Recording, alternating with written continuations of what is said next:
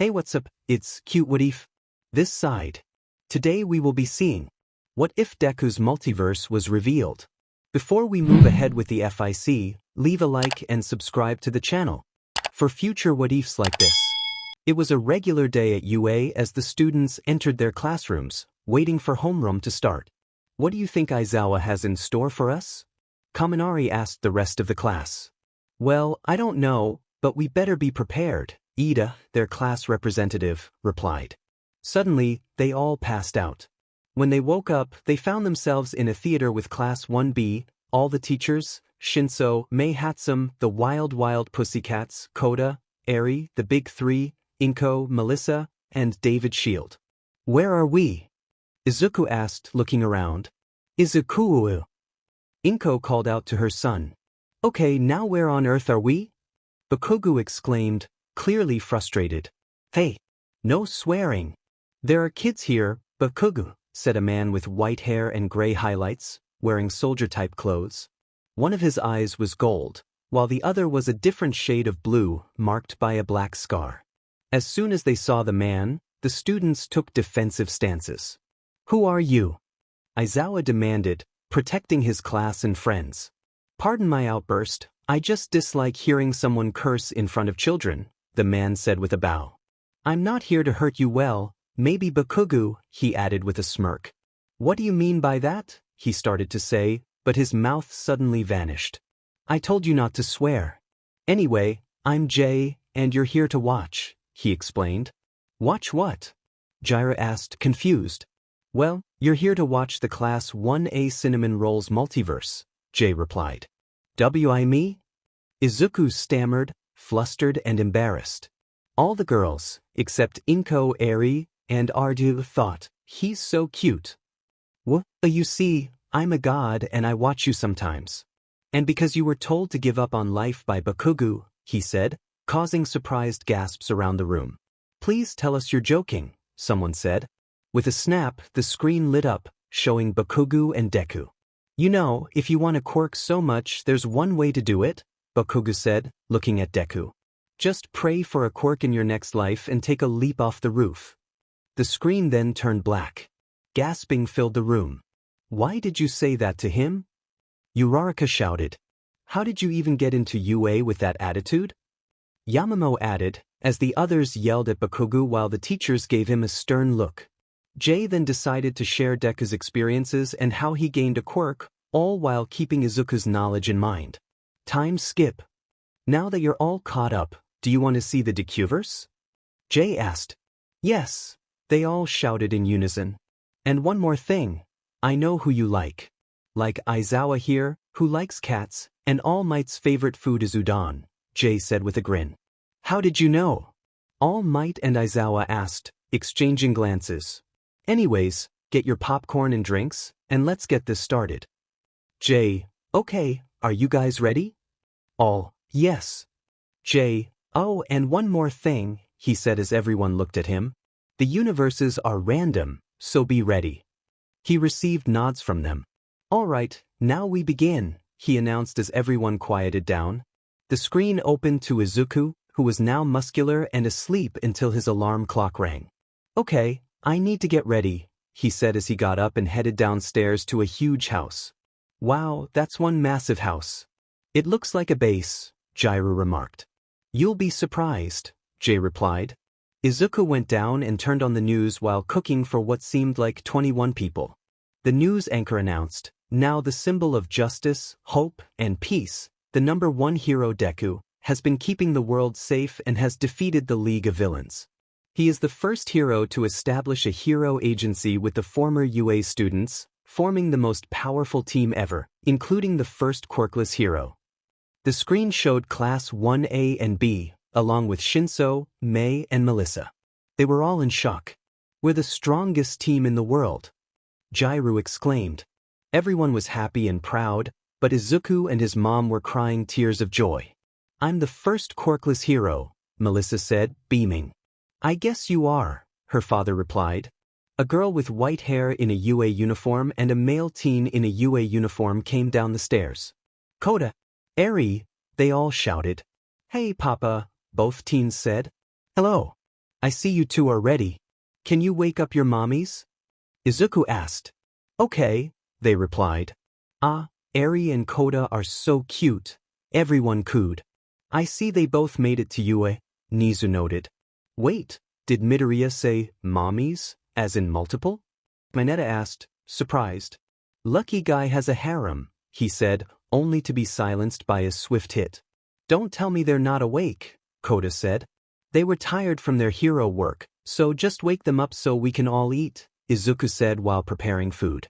Papa, let me help you with that, Eri offered. No, I can handle it. Just wake up your mommies, okay? He replied.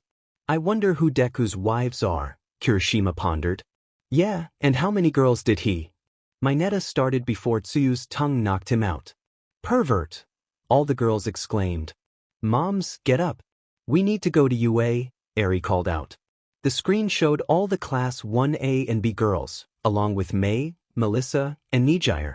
We're Izuku's wives, the girls on screen declared, causing Izuku to faint while his mom celebrated having many grandchildren.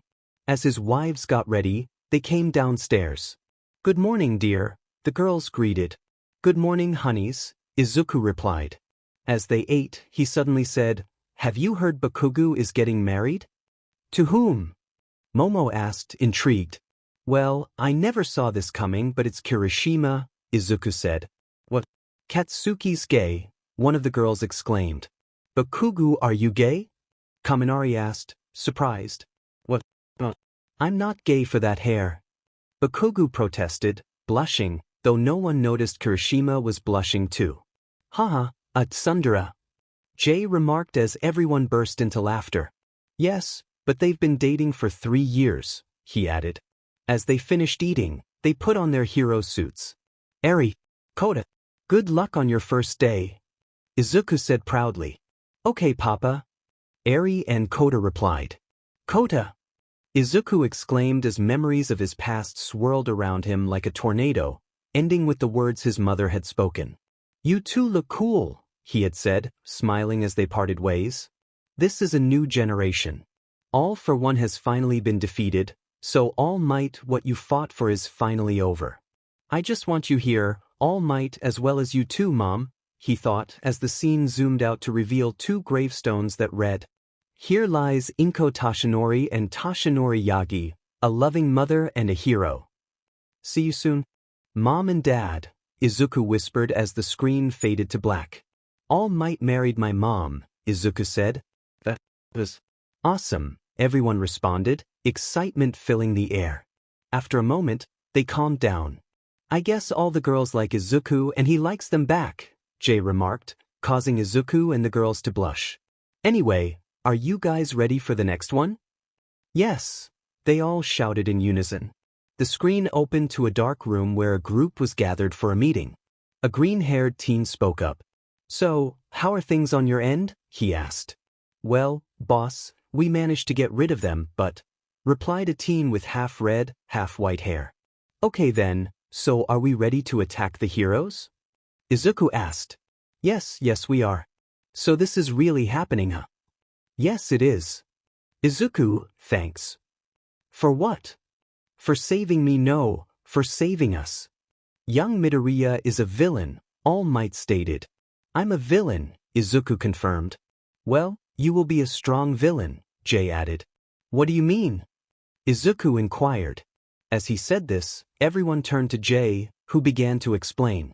Well, you see, you have your quirk analysis notebook which contains all the heroes and their quirks, along with their strengths and weaknesses. So, you will make a formidable villain. Shoto, what do you mean by that? Izuku asked, looking at Shoto. I mean, you literally saved us from hell. We used to be abused, bullied, and worse, and it was all from our fellow classmates in Class 1A. When they heard Shoto's words, they looked at Jay, ready to ask him something, but he anticipated their question. You see, in this universe, Class 1A is actually Class 1B, and they all think so highly of themselves. In this universe, Kendo is replaced by Bakugo. They were left speechless as they watched the unfolding events. Yeah, I know how you guys feel. Anyway, call everyone. No need to tell us, Master, we're already here, a voice said as Todoroki's classmates, Melissa Shield, and Mei Hatsumi all walked toward Izuku. Are you guys ready? They all nodded. Izuku looked out the window and said, well, Dad, let's see who is the strongest, the symbol of peace or me, your son, who you made turn to the other side. He turned to his friends. Now, let's destroy this society, he declared with a determined smile as the screen turned black. Wait, that was short, Kirishima remarked as everyone began to complain. Sorry, I don't control the limits of what we watch, so how about we check out another universe? Get your popcorn and go to the bathroom and get ready, Jay suggested. All right, they all replied. The screen transitioned to a rainy environment with somber music playing in the background. It showed the entire class 1A and 1B, along with Shinso, Mei, Eraserhead, and All Might, all of whom were in tears. I have a feeling someone died, Tokoyami said. I think so too, Tamaki added. The scene shifted to Todoroki, who was crying. But why did this happen, Midoriya? Izuku, confused, responded, wait, I died? How? Eri and Kota hugged him tightly.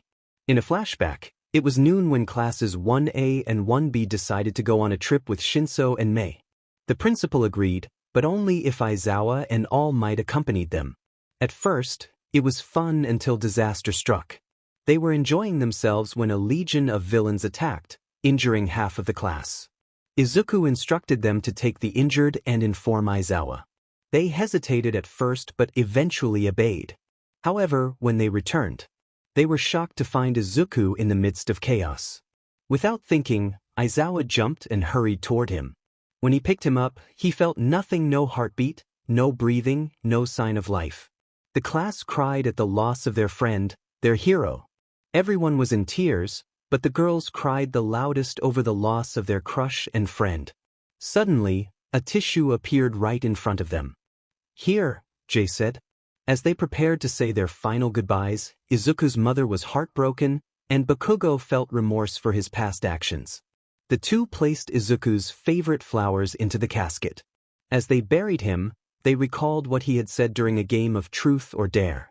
What could he or I possibly say? Flashback. Okay, Midoriya, truth, what would you say if you were to die? Mina asked, her tone playful. Well, if I die, I want everyone to look up at the sky and smile and say goodbye, friends, he replied. As they remembered this, they looked up, smiled and whispered, goodbye, my friend, as the screen faded to black. Once the crying subsided, Jay spoke up. Do you want to watch something funny? Everyone nodded. The screen displayed Bakugo, who exclaimed, Who took my food, Deku? It then shrank down, showing a clip of Bakugo saying, That was me 10 minutes ago. I was mad, but friendship is more important. It shrank even further and Bakugo added, That was me 15 seconds ago. Screw it, Deku. Laughter erupted among them. Aizawa, what universe is this? Jay asked. Oh, in this universe, Izuku Midoriya makes short funny videos, Jay explained. Hello, everybody. My name is Izuku Midoriya from Class 1A. Today, I will show you how to wake up Mr. Aizawa in 3 easy steps, he said, as the scene showed Mr. Aizawa sleeping face down on his desk. Step 1, get your phone, he instructed, pulling out his phone. Step 2, play a meowing cat sound, he continued, as a loud meowing filled the air. Step 3, place it close to him. If he stirs, move your phone away. Keep doing this until he wakes up, he said, as Aizawa slowly emerged from his sleeping bag. Wait, is it that easy to wake you up? Someone asked. Uraraka, did you know this? Another chimed in. Yes, I tried it, and it worked, Izuku replied. Anyways, let's check out a new universe, okay? Jay suggested. Hell yeah, everyone exclaimed. The screen transitioned to show Midoriya in his uniform. And now, please give it up for Izuku Midoriya, the official cinnamon roll of Class 1A. Present mic announced as Izuku stepped onto the stage, and all the students cheered. Midoriya grabbed the mic and asked, Are you enjoying the festival? The crowd roared in response. Now, I have a song for you that represents who we are. It's called High Hopes. Deku Midoriya, you can sing, the students shouted. Yes, he said shyly. The music began to play, and he started to sing. Had to have high hopes for a living. Shooting for the stars when I couldn't make a killing. Didn't have a dime, but I always had a vision. Always had high hopes. Had to have high hopes for a living. Didn't know how, but I always had a feeling. I was gonna be that one in a million. Always had high hopes. Everyone was in awe that their friend and classmate could sing so well. Mama said, fulfill the prophecy. Be something greater. Go make a legacy. Manifest destiny. Back in the days, we wanted everything. Mama said, burn your biographies. Rewrite your history. Light up your wildest dreams. Museum victories, every day. We wanted everything. Mama said don't give up, it's a little complicated. All tied up, no more love, and I'd hate to see you waiting. Had to have high hopes for a living. Shooting for the stars when I couldn't make a killing. Didn't have a dime, but I always had a vision. Always had high hopes. Mama said, it's uphill for oddities. The stranger crusaders. Ain't ever wannabes. The weird and the novelties. Don't ever change. We wanted everything. Stay up on that rise. Stay up on that rise and never come down. Stay up on that rise. Stay up on that rise and never come down. Mama said don't give up, it's a little complicated. All tied up, no more love, and I'd hate to see you waiting. They say it's all been done, but they haven't seen the best of me. So I got one more run, and it's gonna be a sight to see. Had to have high hopes for a living. Shooting for the stars when I couldn't make a killing. Didn't have a dime, but I always had a vision. Always had high hopes. Had to have high hopes for a living. Didn't know how, but I always had a feeling. I was gonna be that one in a million. Always had high hopes. As he finished, the crowd erupted in cheers. Let's do one more song, shall we? He said, and the audience grew even louder. My next song is called The Nights. He grabbed his guitar and began to sing. Hey, once upon a younger year, when all our shadows disappeared, the animals inside came out to play. Hey, when face to face with all our fears, we learned our lessons through the tears, made memories we knew would never fade. One day my father told me, son, don't let it slip away. He took me in his arms and said, when you get older, your wild life will live for younger days. Think of me if ever you're afraid. He said, one day you'll leave this world behind, so live a life you will remember. My father told me when I was just a child, these are the nights that never die. My father told me, when thunderclouds start pouring down, light a fire they can't put out. Carve your name into those shining stars. He said, go venture far beyond the shores. Don't forsake this life of yours. I'll guide you home no matter where you are. One day my father told me, son, don't let it slip away. When I was just a kid, I heard him say, when you get older, your wild life will live for younger days. Think of me if ever you're afraid. He said, one day you'll leave this world behind, so live a life you will remember. My father told me when I was just a child, these are the nights that never die. My father told me, these are the nights that never die. My father told me. After he sang, the crowd went wild. Thank you for listening. Goodbye, and enjoy the rest of the culture festival, he said as the audience cheered and the screen faded to black. Wow, was all they could say. Uraraka exclaimed, wow, Deku-kun, I didn't know you could sing. Inko added, when he was a child he would sing until he fell asleep. Jay chimed in, anyway, are you all ready for the next universe? Everyone responded enthusiastically, yes. Heck yes. So, are you ready to watch a new universe? Jay asked, looking at everyone. Jay, I've been meaning to ask, Midoriya said, looking at him. How old are you? Now everyone was focused on him. Oh, you see, time works differently where I'm from. I'm actually 14 years old, Jay replied. They all gasped in shock. Yeah, I'm 14, but if you count the time I've spent, I'm 14,000 years old. Oh, how time works differently. Anyway, let's watch the universe. They were still in disbelief.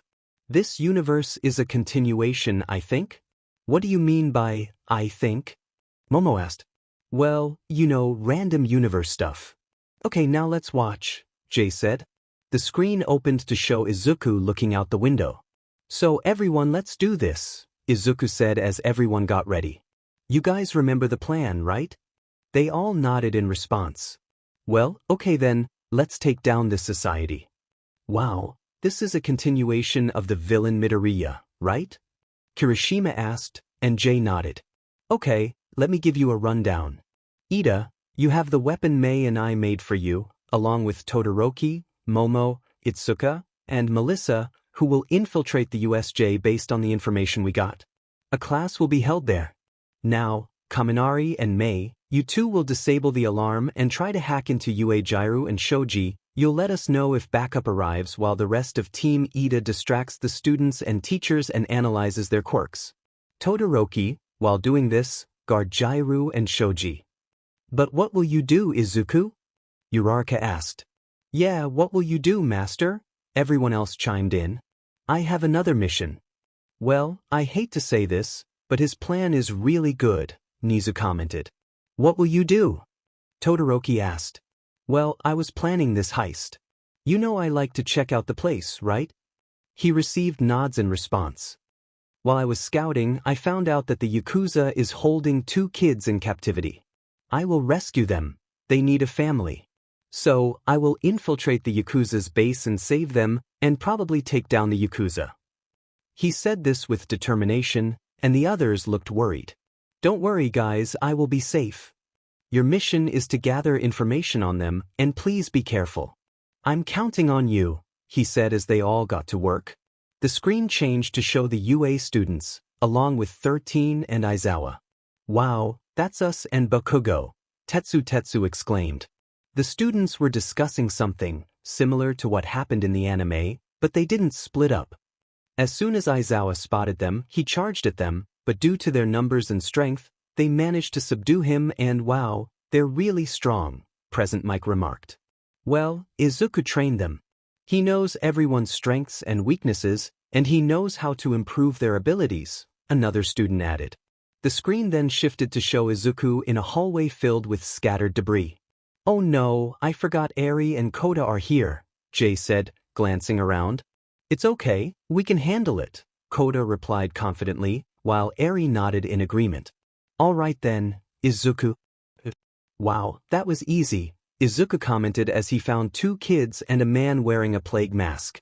Oh, hello there, Chisaki, he said, his voice slightly strained. Deku, what are you doing here? Chisaki asked, surprised. I came here for them, Izuku said, pointing at the 2 kids tied to chairs. Eri, Koda, almost everyone shouted. Really, do you have to shout every time you see someone? Aizawa remarked, a hint of annoyance in his tone. Chisaki glared at Aizawa and charged at him, attempting to strike, but Izuku dodged and kicked him toward the wall. Chisaki, now furious, tried to activate his quirk but found he couldn't. I've taken your quirk, Izuku declared as he subdued Chisaki. He freed Eri and Koda and teleported them to his base right after he destroyed the Yakuza's hideout. Are you two alright? He asked the kids. They nodded, but Izuku noticed the scars they bore. He healed them and instructed them to stay put. Wow, even if Aizuanai is a villain, he saves us, right, Koda? Eri said, holding Koda's hand, while Koda blushed and nodded in agreement. Ah, so cute, all the girls thought. The screen changed to show Todoroki and the others outnumbered. Give up now, villain. You're all outnumbered, Netsu said as the villains were surrounded by heroes. Todoroki, what will we do? Kaminari asked, to which Todoroki replied, Don't know. They were on the verge of giving up when they were suddenly teleported far away from the heroes, but still within the USJ. Are you guys alright? They looked up to see Izuku. Yes, boss master, everyone replied. Good. Now go, I will distract them, he instructed, and they obeyed. You think you can stop us, villain? A muscular man with a grin said. Oh, All Might, if you think you can stop me, you're mistaken, Izuku replied as the R-18 hero asked. And why is that? Simple, Izuku said, slowly removing his mask. I'm your son, All Might, he declared, causing All Might to look surprised. Surprise, Dad, Izuku said before punching his father in the stomach and preparing to leave. Why are you doing this, son? All Might asked, concerned. Simple really. Half of my life was spent being bullied. Did you do anything? What's worse is that you told me I couldn't. That was the last straw.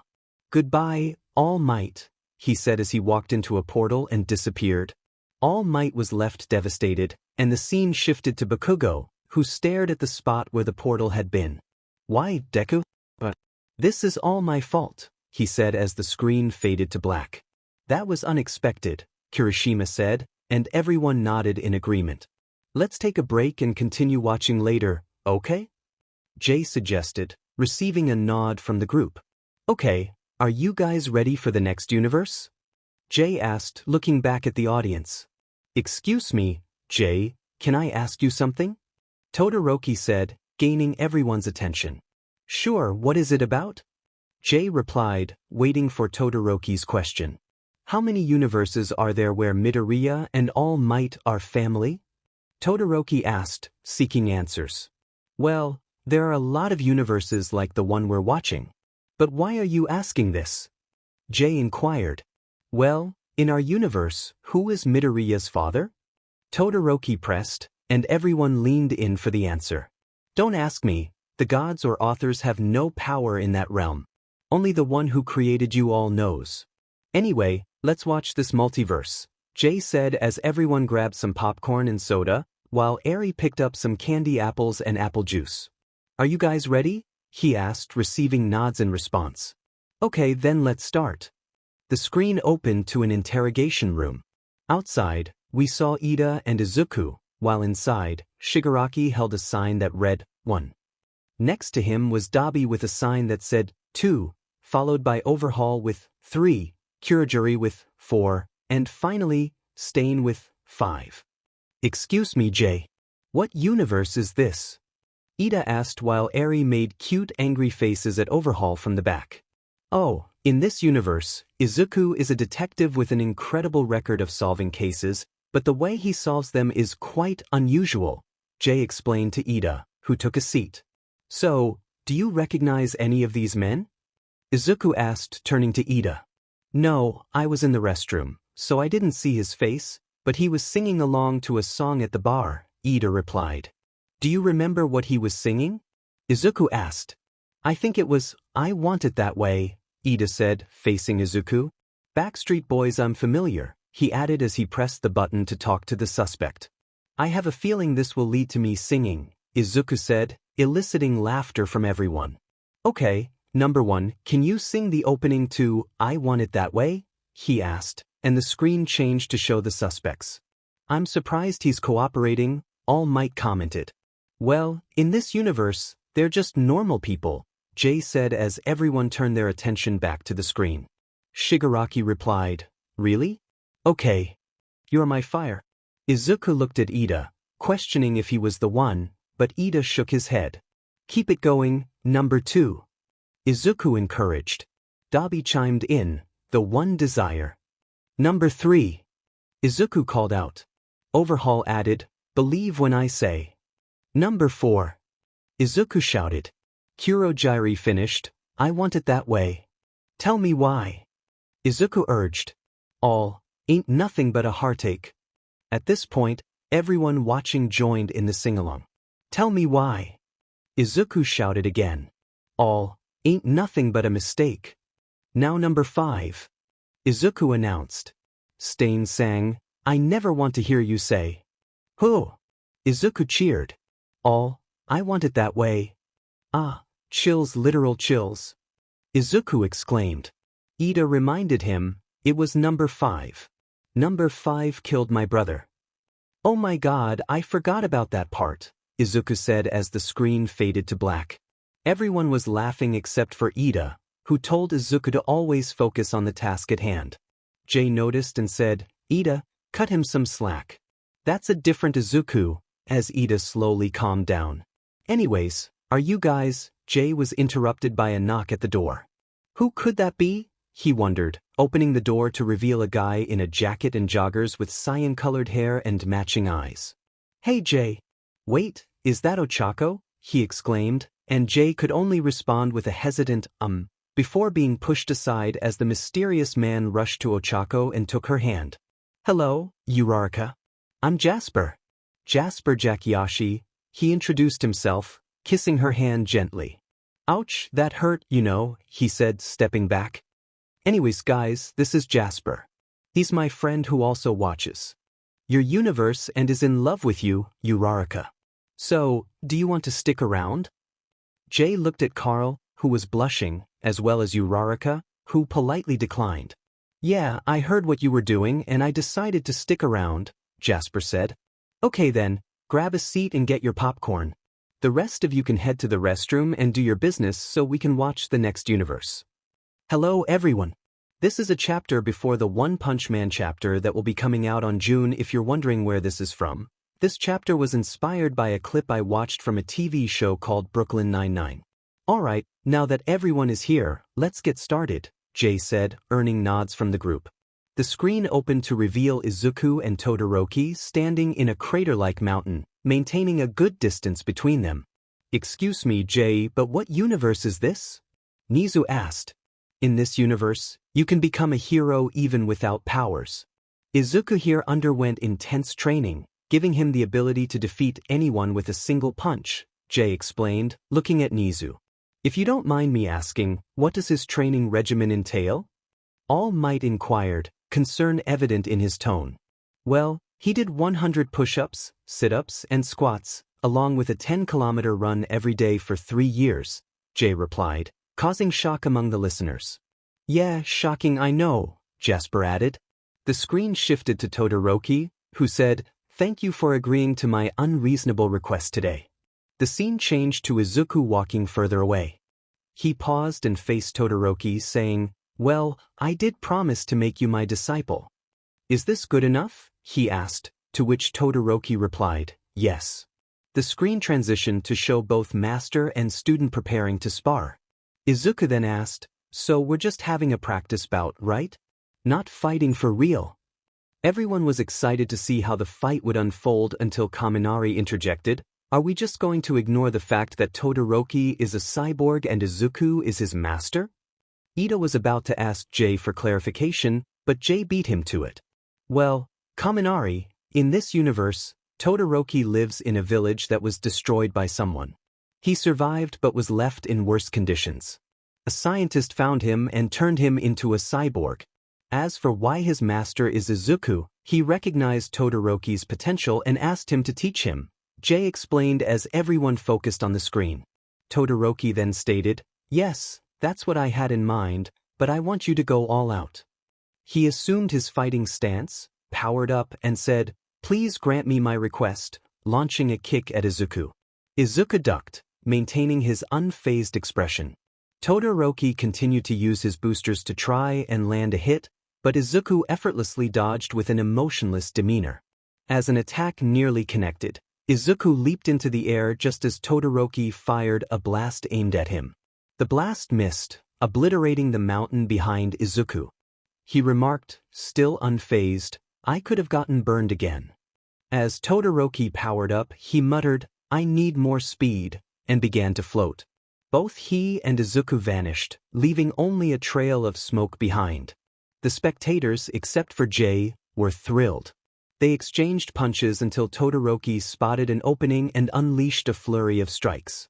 However, a cloud of smoke obscured his vision, and Izuku disappeared, causing Todoroki to destroy the side of the mountain. "He's gone? Have I been chasing his afterimage this whole time?" he wondered, scanning the area for Izuku. "There!" he exclaimed as the screen shifted to show Izuku running. Todoroki positioned himself in front of Izuku and transformed his hand into a cannon. "Incinerate!" he shouted, unleashing a full blast at Izuku. "I got him this time. Master will have to take me more seriously now," he thought, but then felt a tap on his shoulder.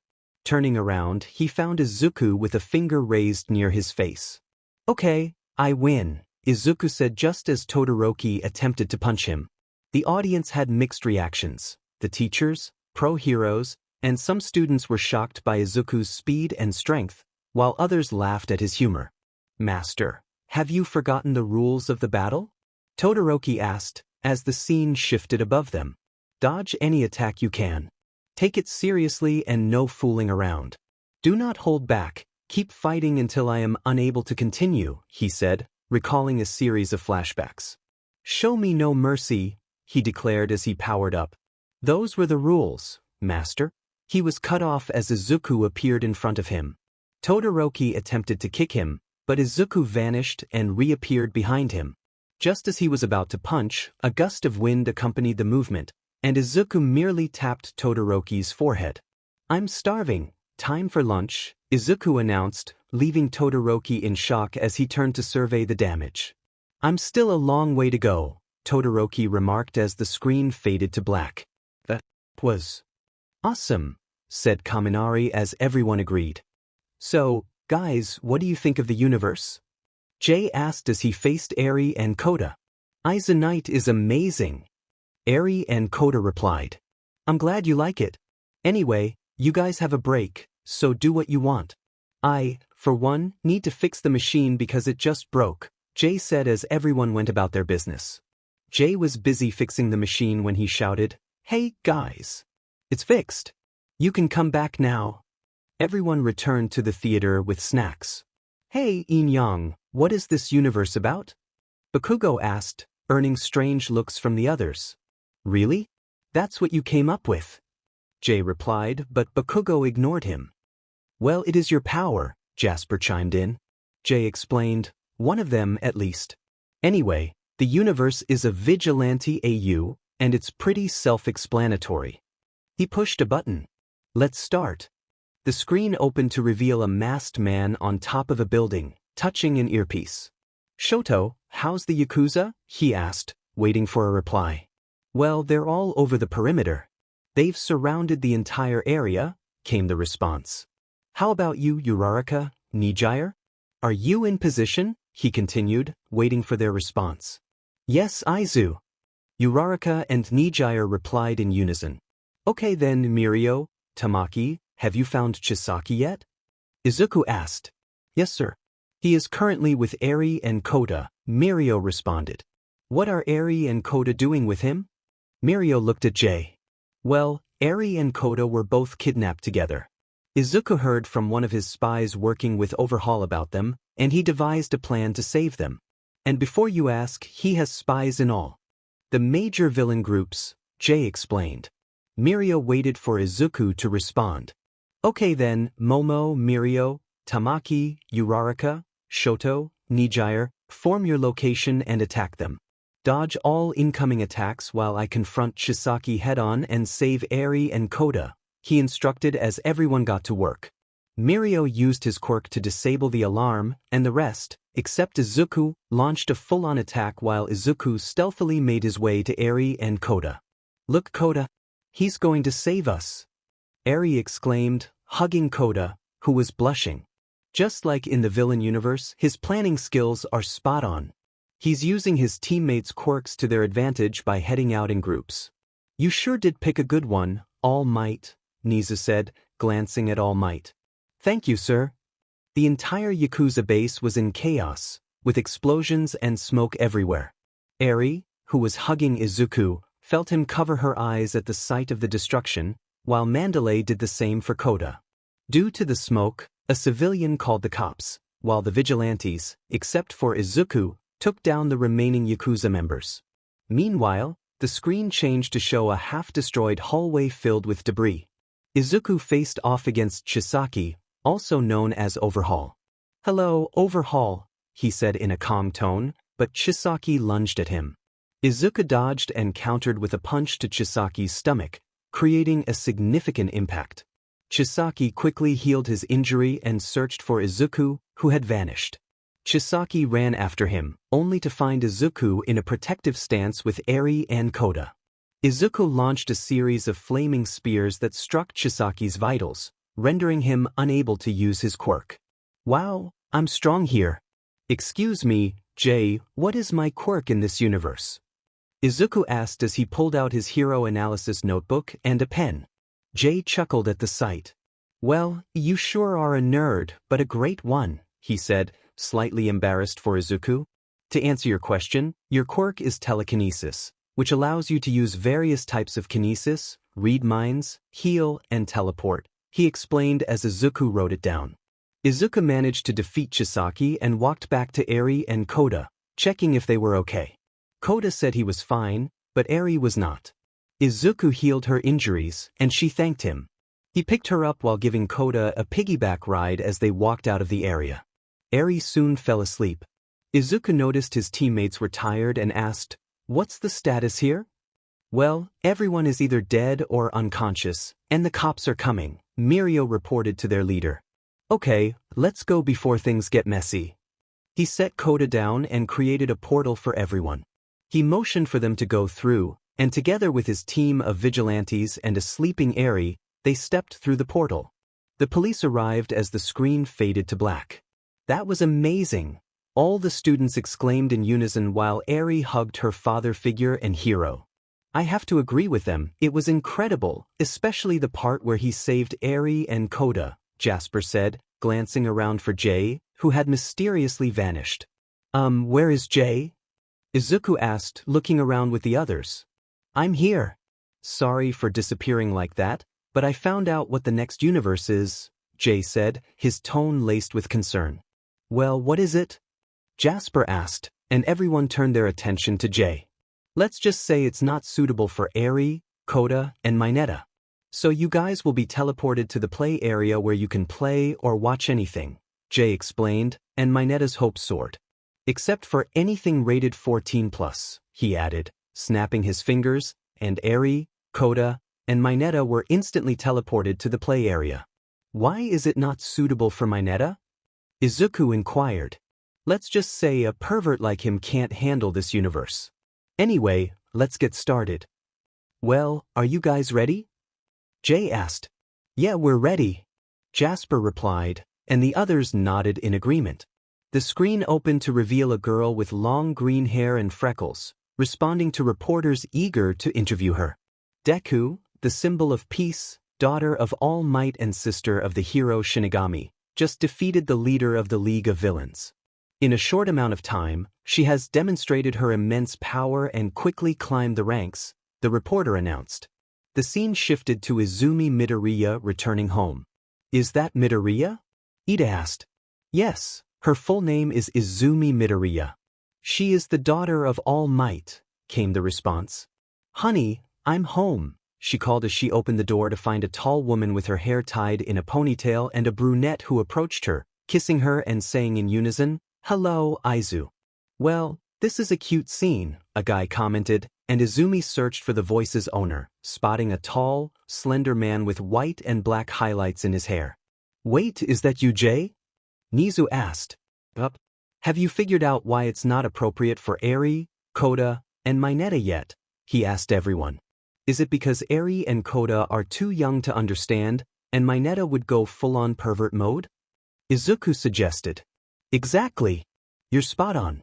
Plus, Mineta would annoy me if he saw 3 girls kissing," Jay replied. Izumi ran to him and hugged him tightly. "It's been a while, hasn't it, Izumi?" he said, returning the embrace. "It sure has, Hessen," she replied, breaking the hug. "What are you doing here?" "What? You're his brother," everyone exclaimed. "In some universes, yes, I am," Jay said with a teasing tone. "But the truth is, Eri's training with me has ended. She is currently with Mom and Dad. Your daughter has greatly improved, but she is still shy, and you're still her favorite," he told Izumi, who looked surprised. "Also, my agency will be moving here to Japan, so I'm fixing everything," he added. "Hey, Jay, have you and Momo began?" But Jay blushed and interrupted, "Oh, look at the time. I have somewhere to be. Bye." He tried to leave, but Izumi had other plans. She grabbed Jay and smirked. "Come on, you're hiding something. Now spill it." Uraraka laughed at her wife's antics. "Well, we're officially dating." "Happy," Jay admitted, and Izumi smiled and nodded. "Anyways, Jakiashi, Tatsuya, and Yui are waiting. We have a mission. Reports say there are still a bunch of Nomu out there, and we will go and take care of them, he said. Uraraka added, please tell Big Brother to be careful, he can be hard-headed sometimes. Jay nodded and smiled. Oh, by the way, when you were sent to America a few days ago, Shuya and Bakugo are now engaged, and they told me to give you this, he said, handing her a letter. She read it, and they talked for about 5 minutes before Jay left. The screen changed to show the number 1 and number 2 heroes fighting side by side against a horde of Nomu and villains. They emerged victorious as the screen faded to black.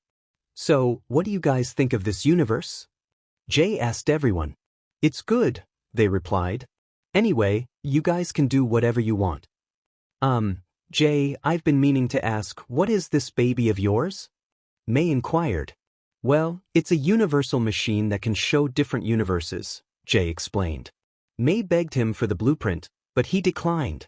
Well, hello everyone. It's Jay. Thanks for reading. As of writing this, it's about to hit 4K reads, and I appreciate your support. I hope to upload more and more about my other stories. Please check out my other books, A Love Worth Fighting and The Boy with Destiny.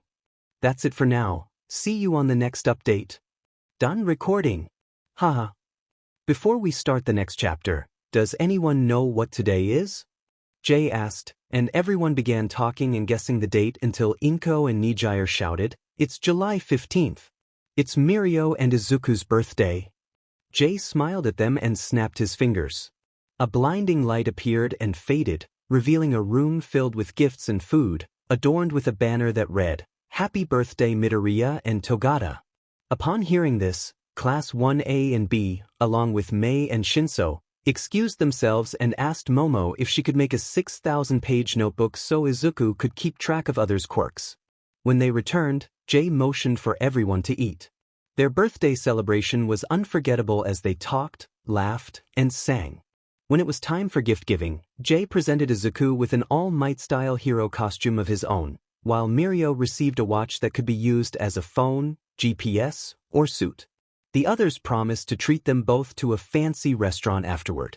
When it was Izuku's friend's turn, he smiled, knowing how well they understood him, while the girls kissed Midoriya, much to the dismay of Kaminari and Mineta.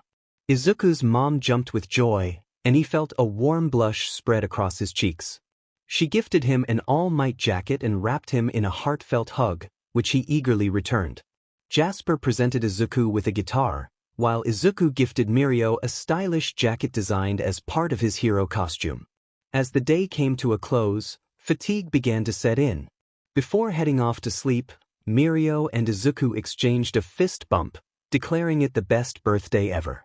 The story continues with a heartfelt message of gratitude for the readers, celebrating milestones like reaching 6,000 reads and 100 votes. The author expressed apologies for the delay in updates due to upcoming exams but promised to try and post new chapters soon. They also wished a happy birthday to Izuku, Mirio, and everyone else celebrating that day, sending good vibes to all.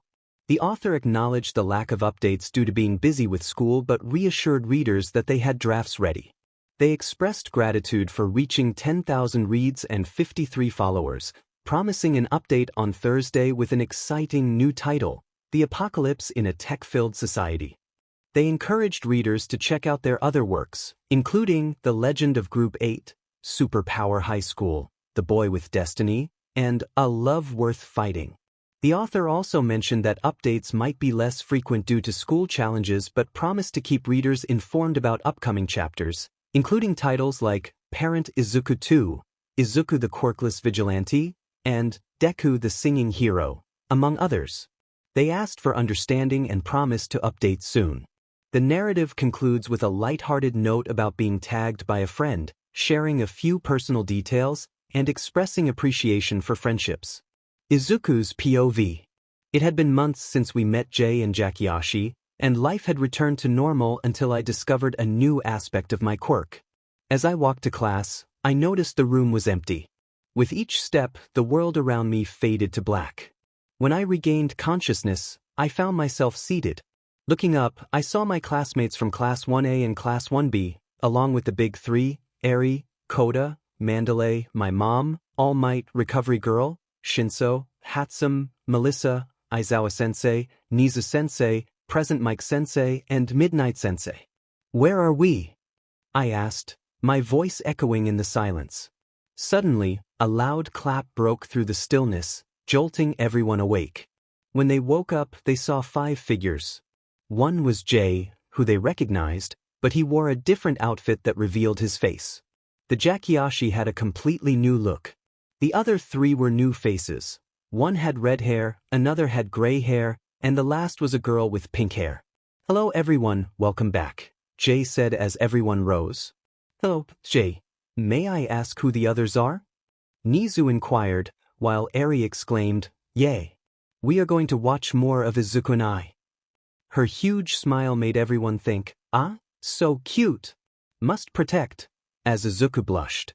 Jay chuckled and walked over to Eri, giving her a gentle head pat. Yes, Eri, and there are a lot of cool moments with Izuku in your father's universe. This made her even more cheerful as she already thought of him as a father. Anyways, as for who they are, Jay said, turning everyone's attention to the newcomers as they introduced themselves one by one. Hi, I'm Jasper Jakiashi, as you already know, but I've just changed my style, he said. It was the twins' turn next. Hi, I'm Tatsuya Israel, and this is my brother Akashi Israel. It's nice to meet all of you, he said, putting his arm around Akashi, who added, I can introduce myself, you know. Anyway, hi. They then turned to the last person. Hi, I'm Yui Sakura. It's a pleasure to meet you all, she said. Jay spoke again, welcome back. Hope you guys are excited, he said, and every student cheered, absolutely. Anyways, grab your popcorn and we'll start. After everyone got their popcorn and drinks, Aizawa asked, Excuse me, Jay, but what universe will we be watching? Jay looked at him and replied, It will be the future. Aizawa nodded, while Akashi asked, Are you guys ready? He received enthusiastic nods in response. As the screen opened, they saw Eri and Koda in their hero uniforms. Ah, they look so cute. Mina exclaimed, and everyone agreed. Eri said, Koda look, we're heroes like Izuku and I. Izuku remarked, They make a fine duo, as he looked at the two. Come on, Koda. Uncle Bakugo and Uncle Todoroki need help. Eri urged, and the duo ran as fast as they could. Koda said, They might be number 1 and 2, but against that villain, they will have a tough time, as they made a turn. Look at that death. I made number 1 while you, Ice Hot, are number 2. I am the greatest. Bakugo shouted. Jay interjected, Shut up, you explosive Pomeranian, or I'll read you apart. Akashi added, Hey, relax, both of you, and let's just continue. During this, the girls asked Eri and Koda, Where's Deku Midoriya Izuku my son Aizu and I? Yui simply replied, You'll see, just wait. As Eri and Koda continued running, the screen changed to Bakugo and Todoroki. Damn it, this villain is tough, Bakugo said, facing a villain in a black tuxedo and white gloves. Hee, give up already, heroes, the villain taunted. Absolutely not. We will not let you destroy what we've worked hard to build. Todoroki retorted. Bakugo shouted, We will protect Deku and All Might's peaceful world. They attacked the villain with ice, fire, and explosions everywhere, but the villain dodged and blocked their attacks while being overpowered. It's over now, Darkness. Your end is near, he declared. Wait, what happened to young Midoriya? All Might shouted. Izuku asked, Am I dead? How did I and All Might die? The girls cried, realizing the situation, and hugged Midoriya, who blushed as they surrounded him. Mineta and Kaminari exclaimed, How can you have a harem, Midoriya? You lucky guy. How did you get? Before they could finish, Yui was already behind them and gave them a light slap. Jay said you were perverts, but this is too much, she said, returning to her seat next to Jay. Jay explained, You see, this is set 15 years in the future, so all of you are over 30 years old. When you were 24, Midoriya became number 1 and a symbol of hope and harmony. When he became a hero, the crime rate dropped by 60%, more than any hero's time. However, the League of Villains, along with All for One, broke him out, and the first thing they did was kill All Might. Izuku, Shoto, and Katsuki held off the League while the rest of the heroes evacuated civilians. Eventually, Katsuki and Shoto were knocked out, leaving only Izuku, Shigaraki, and All for One alive.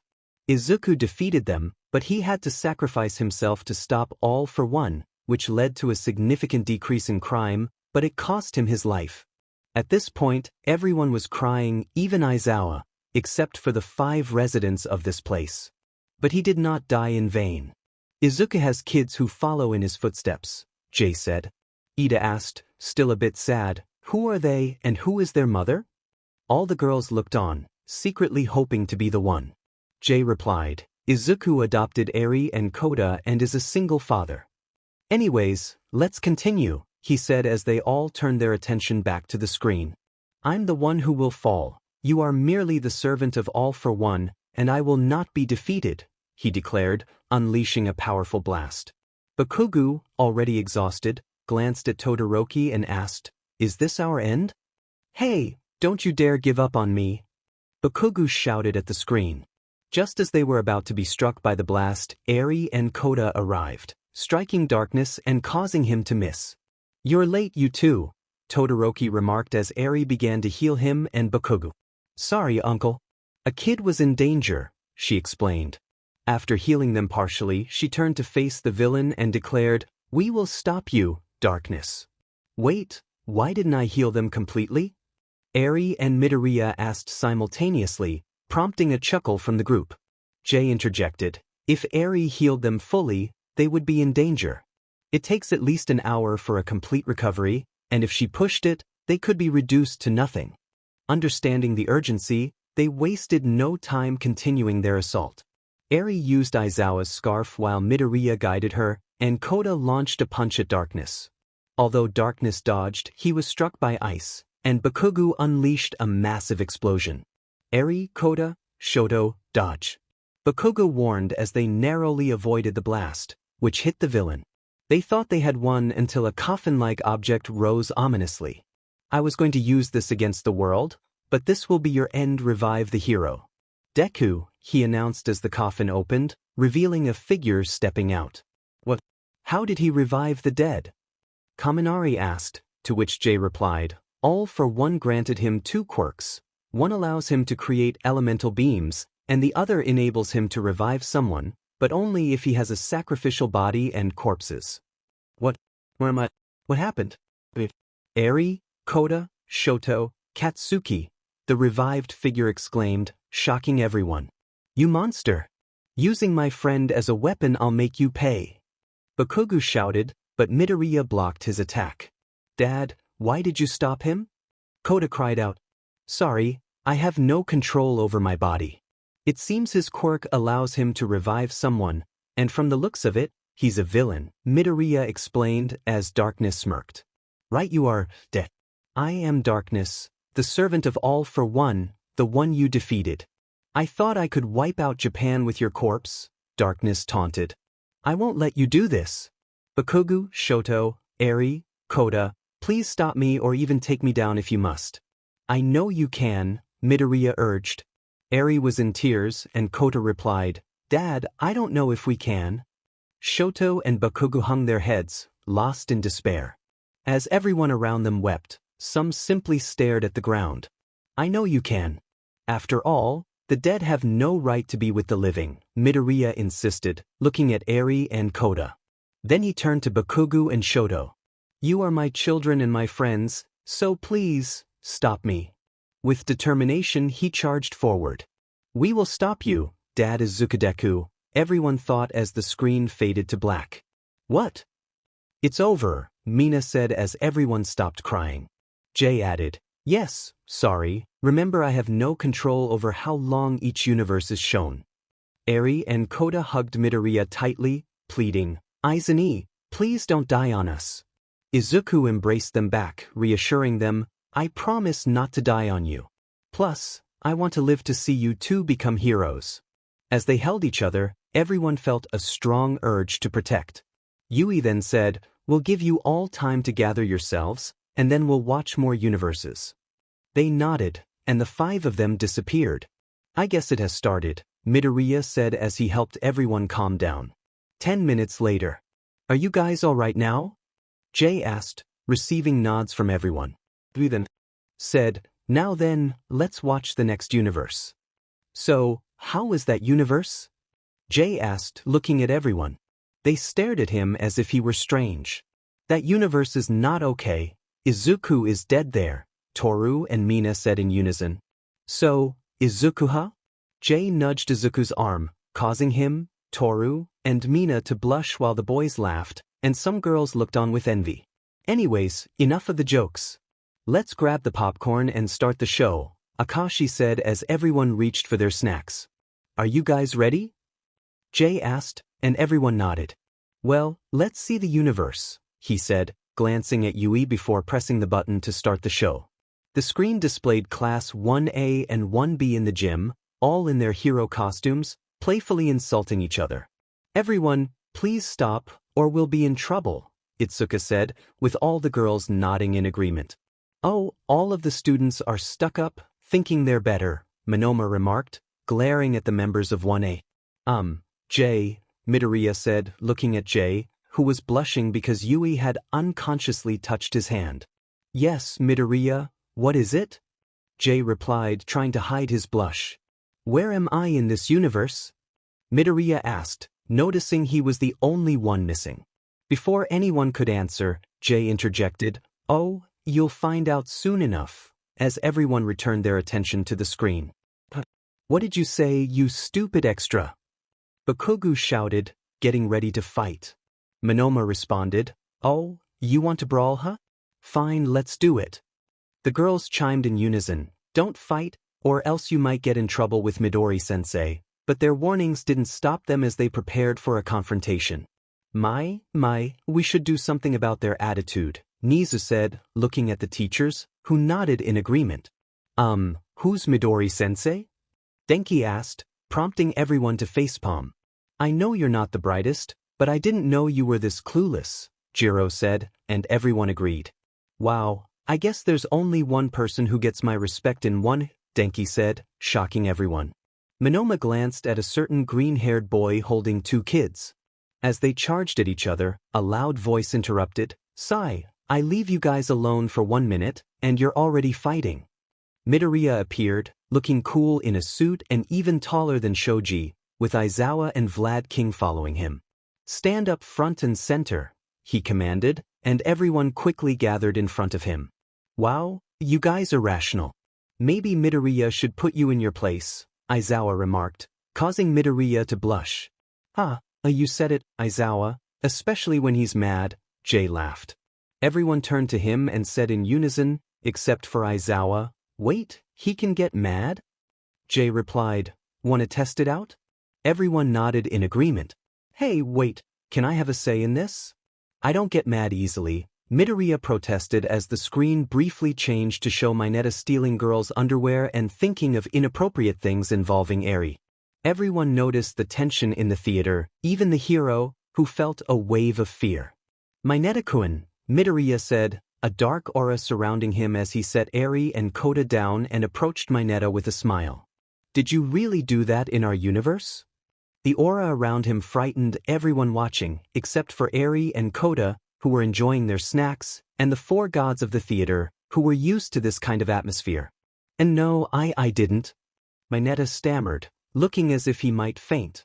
Mineta, tell me the truth, Midoriya said, still smiling, while some others, including Denki and Monoma, looked terrified.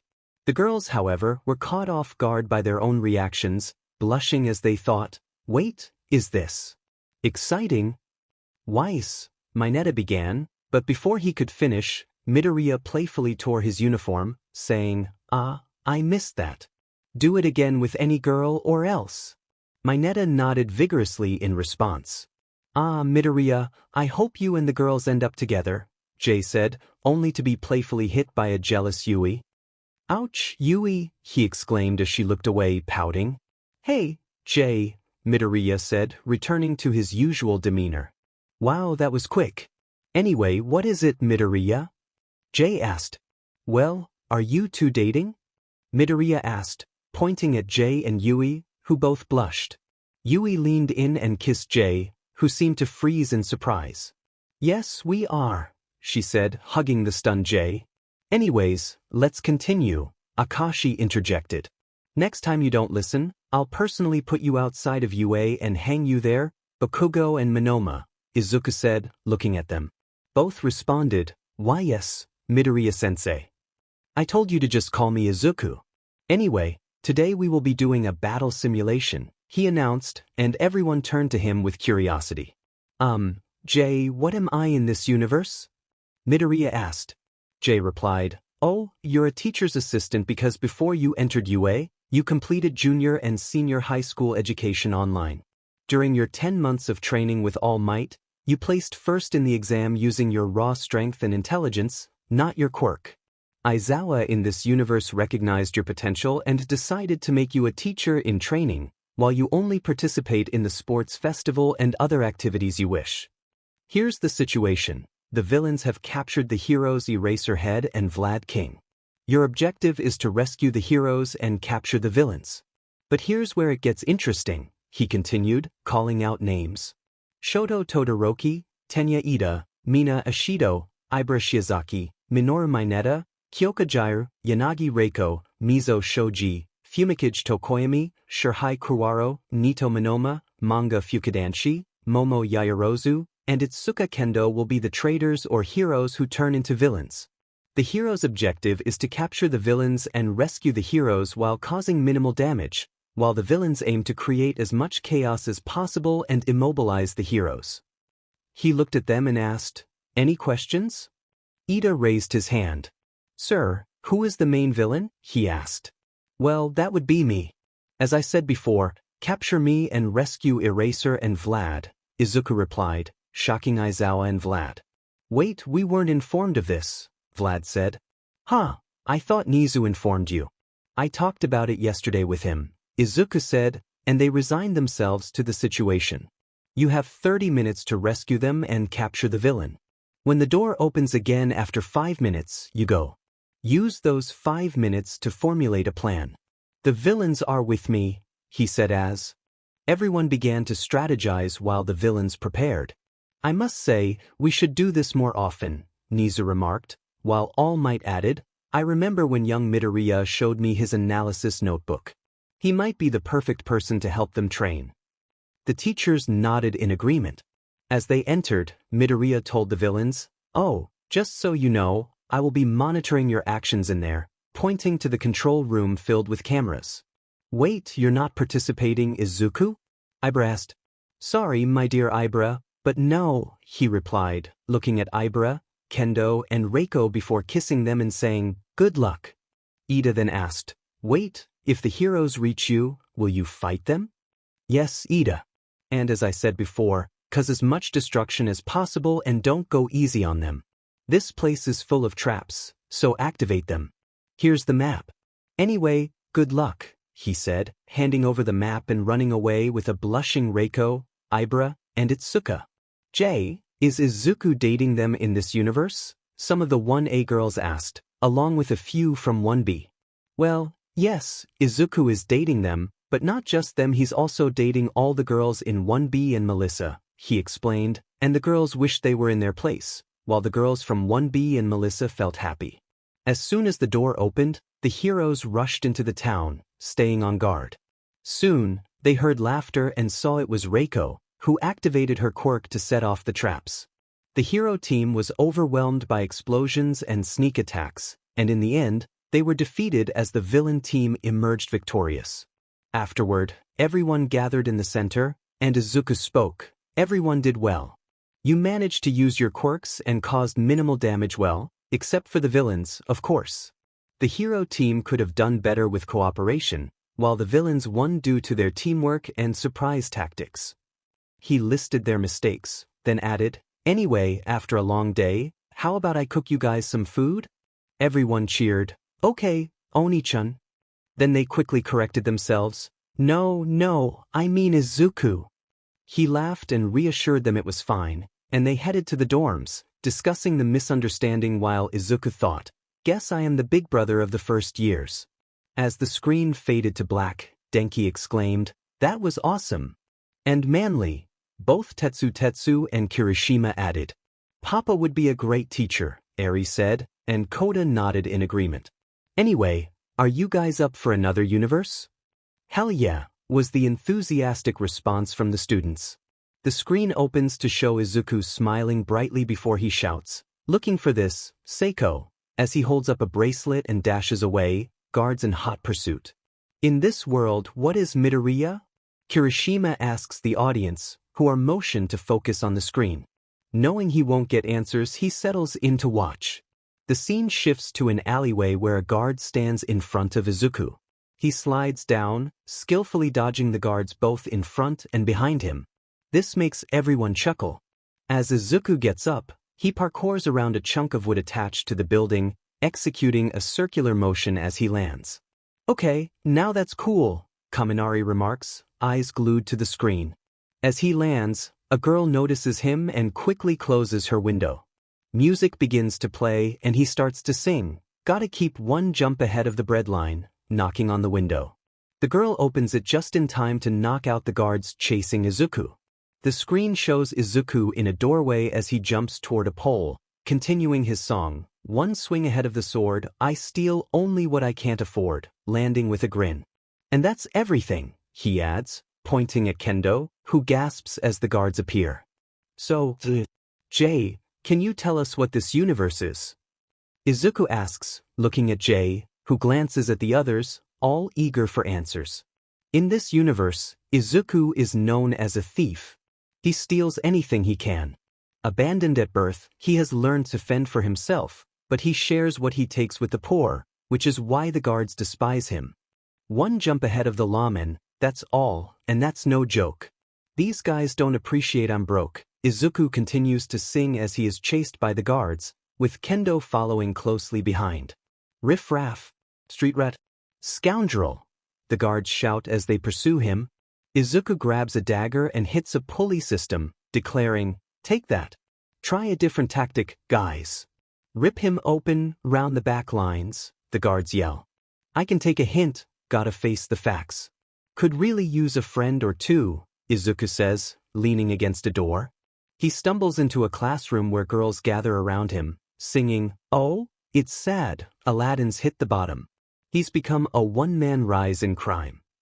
As midnight approaches, a voice chimes in, "I'd blame parents, except he hasn't got any." "Wow, Papa, you should sing," Eri exclaims, captivated by her father figure's performance. Izuku replies, "Maybe later," while Jay adds, "After the universe, you can sing if you want." Jiro perks up, saying, "Yeah, do it. We didn't get to hear you sing back at the dorms." Even some teachers urge him, and Eri looks at him with pleading eyes, "Please, Papa." He ruffles her hair and says, "Okay, I'm going to sing," prompting cheers from the students as they return their focus to the screen. "Gotta eat to live, gotta steal to eat. Tell you all about it when I got the time," he sings, dodging Midnight's stick.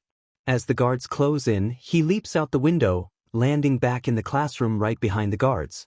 He snatches the keys and bounces off a tarpaulin, landing next to a girl who says, "There are stairs, you know." Izuku grabs her hand and pulls her along, saying, "Where's the fun in that? One jump ahead of the slowpokes, one skip ahead of my doom. Next time gonna use a nom de plume," he quips as he grabs an incoming carriage. "One jump ahead of the hitmen, one hit ahead of the flock. I think I'll take a stroll around the block," he continues as he and Kendo leap off, pursued by shouts of, "Stop, thief! Scoundrel!" Izuku clasps his pet, making Abu run up the stairs as he sings, "Let's not be too hasty." "Still, I think he's rather tasty," Himiko says as she halts the guards. "Gotta eat to live, gotta steal to eat. Otherwise, we'd get along," he exclaims, kicking the guards off.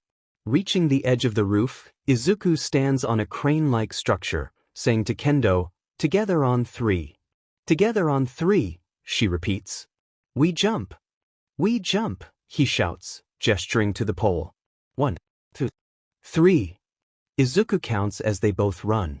Kendo hesitates, and Izuku climbs to the next rooftop, encouraging her, "Hey, look at me. You can do this." As the guards approach, Kendo jumps, and Izuku catches her as they continue to flee, singing, "One jump ahead of the hoofbeats, one hop ahead of the hump. One trick ahead of disaster. They're quick, but I'm much faster.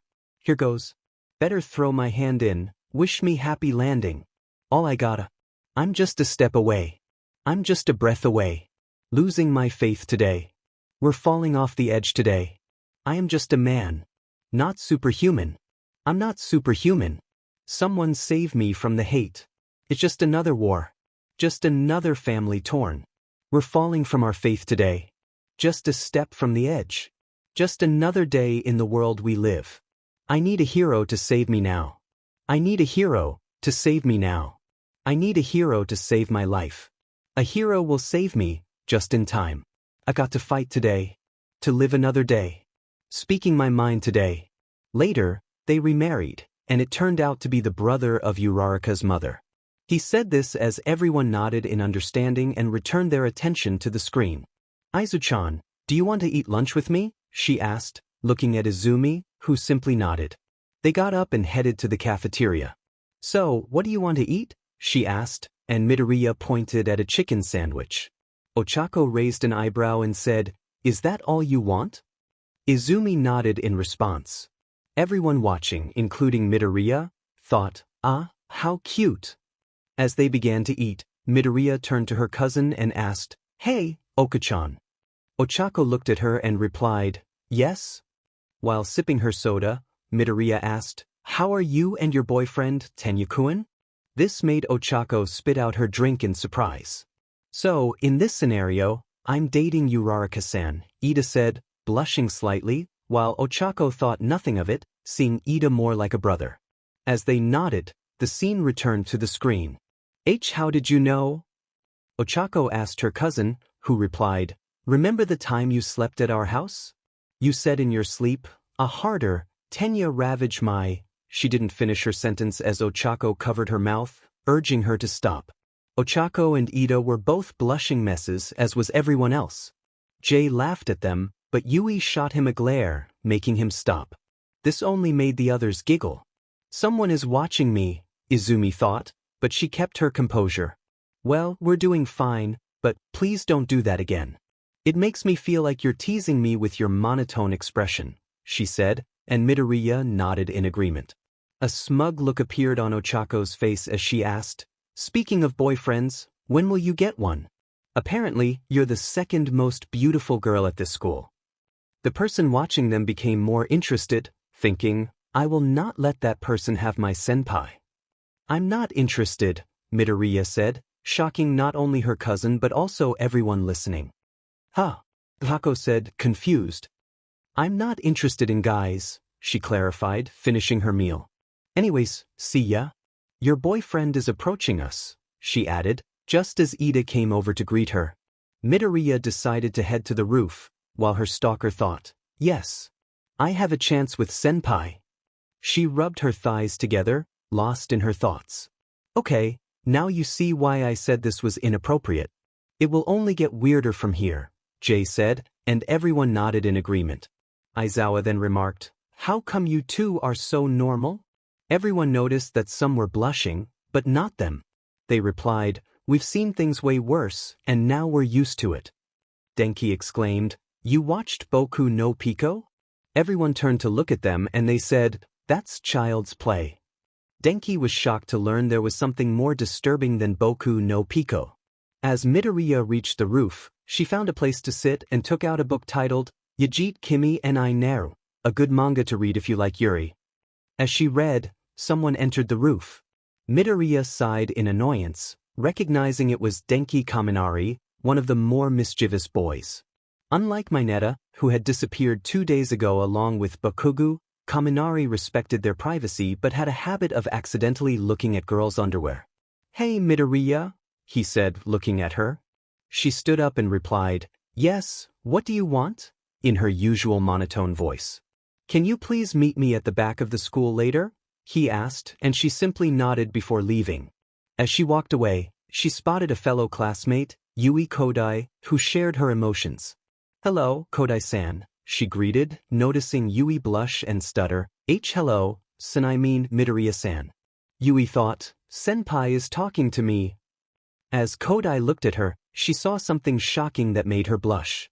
Izumi, known as the Ice Queen, giggled and said, Era, how cute." Yui felt her heart skip a beat as she passed by.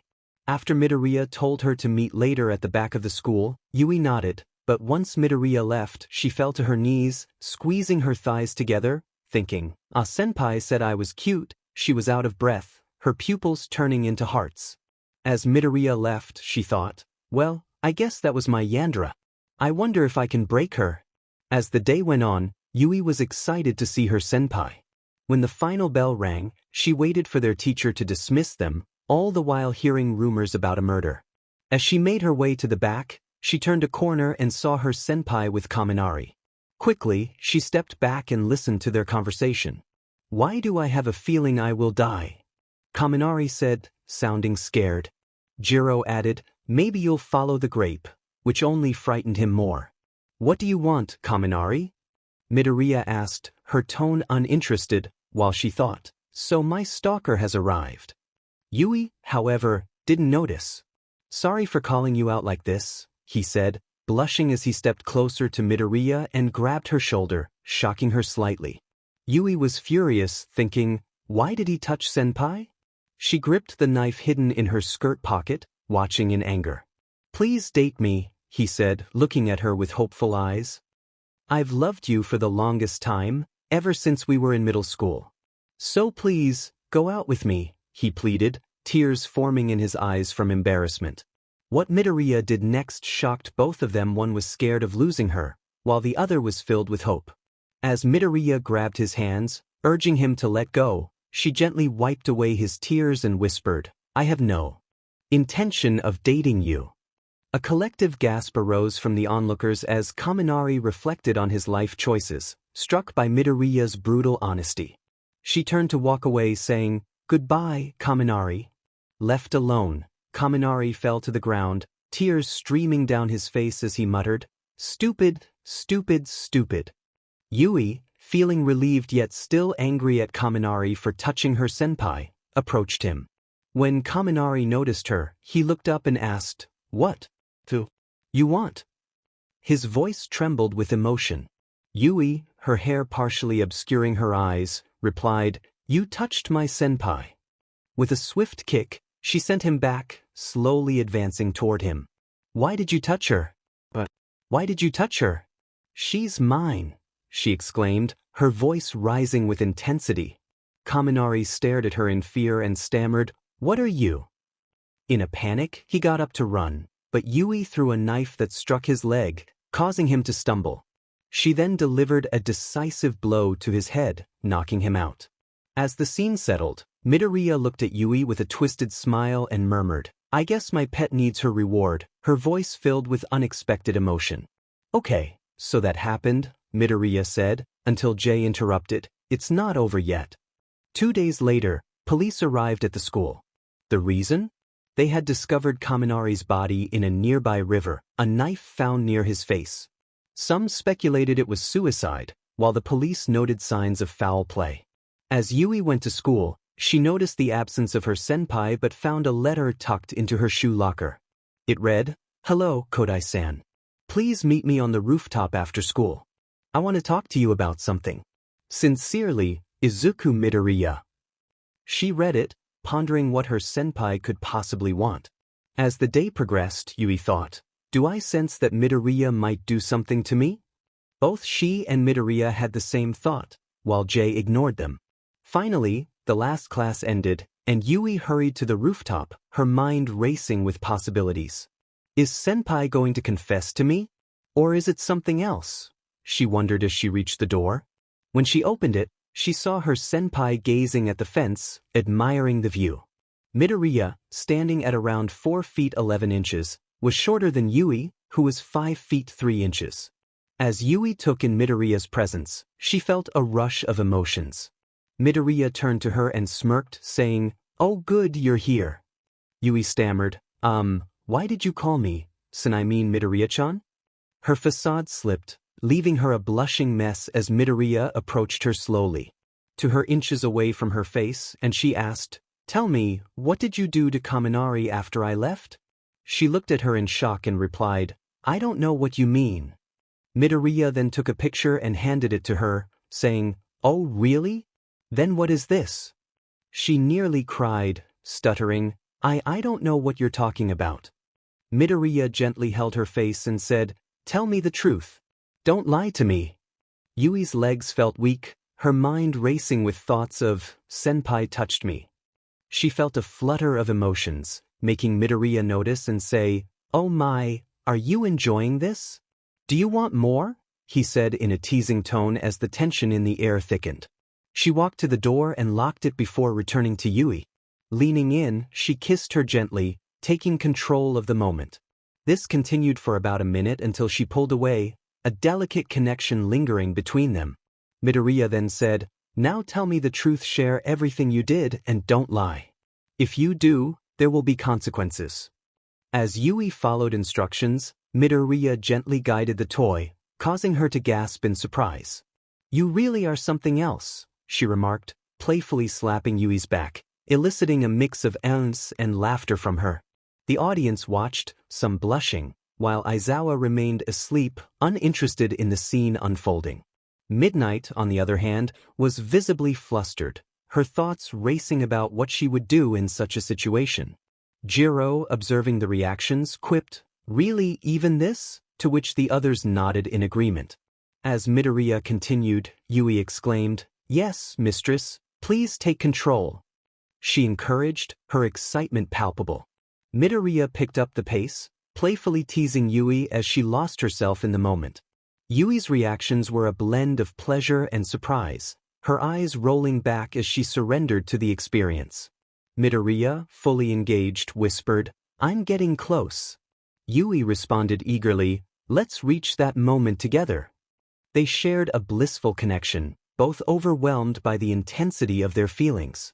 Afterward, Midoriya gently laid Yui down, placing the toy aside as she dressed herself and Yui, resting Yui's head on her lap. When Yui awoke, she noticed it was past 6 a.m. Oh, you're awake, Midoriya said with a smile. Yui, blushing, asked, What happened? She felt a collar around her neck and touched it curiously. Midoriya took her face in her hands and kissed her softly. It's a symbol that you belong to me, my beloved Yui, she explained.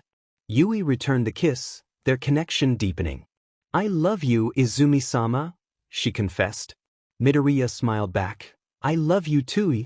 And no more chaos, she added playfully. Yui giggled, no promises, as the screen faded to black. What do you think? Jay and Yui asked, looking at the audience, who were blushing, some even fainting, particularly the girls and Midoriya. Jay patiently waited for everyone to regain composure before snapping his fingers, removing the BLNDFLDS from Eri, Koda, Mineta, and Inko. Ready for the next one? He asked, and they nodded. The screen opened to a cafe scene where Mina urged, Come on, Shuya, when are you going to confess to Midoriya? A female Todoroki appeared on screen, blushing as the girls encouraged her. Aren't you and Bakugo childhood friends? One asked. Shuya hesitated, that's the thing. If I confess and he doesn't feel the same, it could ruin our friendship. So, in this universe, I have a crush on Midoriya. And I'm a girl? Shuya asked, and Jay confirmed, yep. The scene shifted to Midoriya training with the big three, while Eri cheered from the sidelines, Good luck, Oni-chan. Mirio turned to Midoriya, Are you ready, little brother? Midoriya replied confidently, Ready. He unleashed his quirk, dashing forward as Mirio dodged underground. Nijire used her quirk to engage Midoriya, who skillfully countered Tamaki's moves with his black whip, tossing Mirio toward them while launching an air punch. Wow, that was impressive.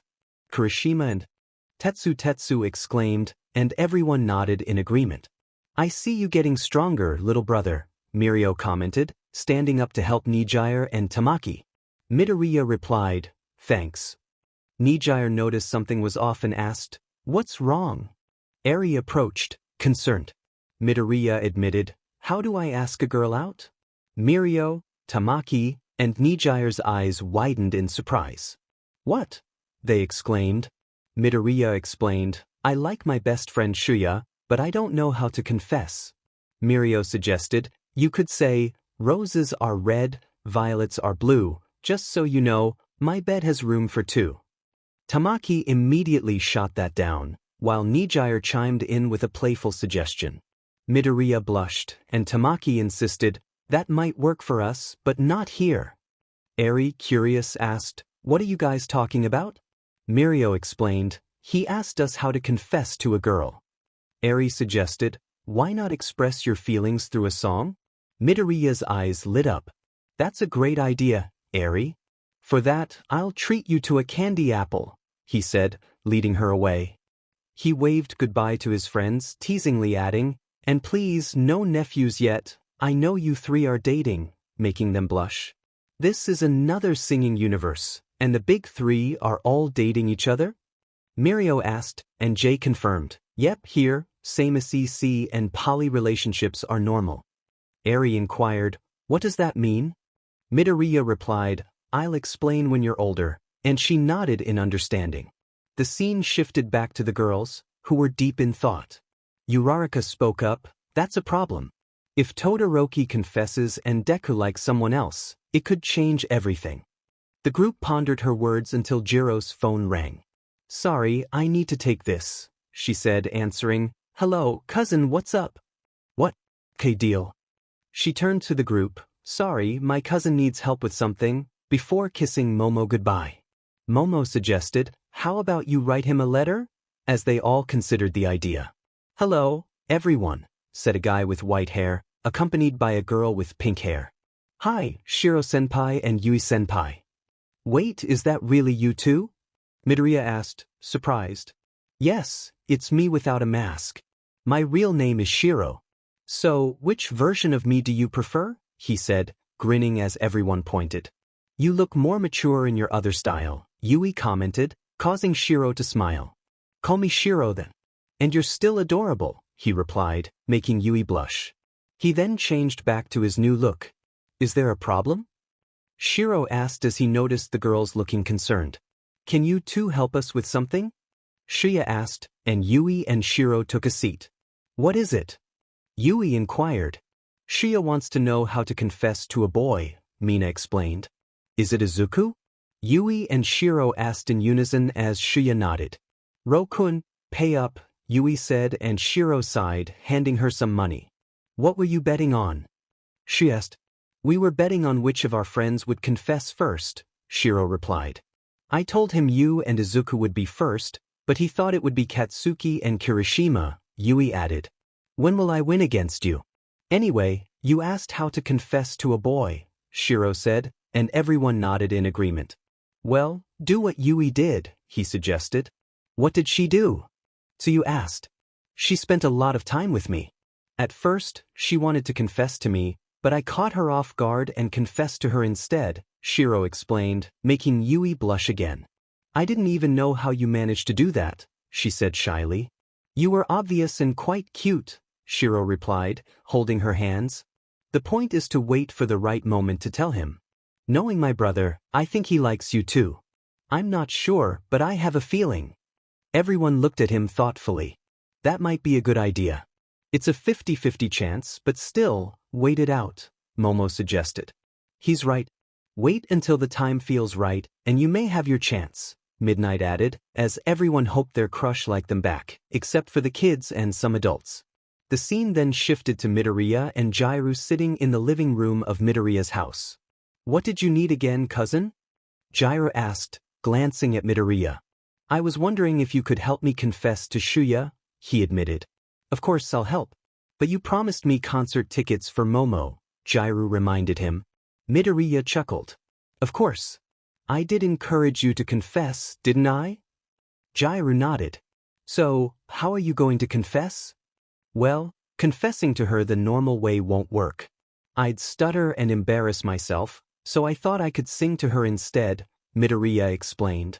It's funny how Midoriya knows he might mess up, so he chooses a method he feels more comfortable with, Kaminari commented, and others nodded in agreement. Okay, to start, can you express how you feel about her through a song? Jairu suggested. Midoriya looked at her, deadpan. Really? I told you how I feel about Momo through a song, didn't I? She replied. With a resigned sigh, Midoriya grabbed his guitar and began to sing. There's no way to say this song's about someone else. Every time you're not in my arms, I start to lose myself. Someone please pass me my shades, I don't want them to see me down. You have taken over my days, so tonight I'm going out. Yet I'm feeling like there is no better place than right by your side. Shiya began to sing softly, her voice carrying through the air. Midoriya noticed her and approached quietly, sitting down beside her under the tree. You can be the peanut butter to my jelly, the butterflies I feel in my belly, she sang. You can be the captain, and I can be your first mate, the chills I feel on our first date. As she continued, Midoriya joined in, their voices harmonizing beautifully. You're the apple to my pie, the straw to my berry, the smoke to my high, and you're the one I want to marry, they sang together. 'Cause you're the one for me, and I'm the one for you. We take the both of us, and we're the perfect two. Midoriya leaned closer to Shiya, his heart racing as he sang. Well, you caught me, and you bet I felt it. I tried to be cool, but you're so amazing that I melted. I fell right through the cracks, now I'm trying to get back before the cool runs out. He continued, I'll be giving it my best, and nothing's gonna stop me but divine intervention. I reckon it's my turn to win some or learn some. But I won't hesitate, no more, no more. It cannot wait, I'm yours. As he finished, Todoroki looked at him and rested her head on his shoulder, continuing the song. You know that I'll never doubt you, and you know I think about you. I can't live without you.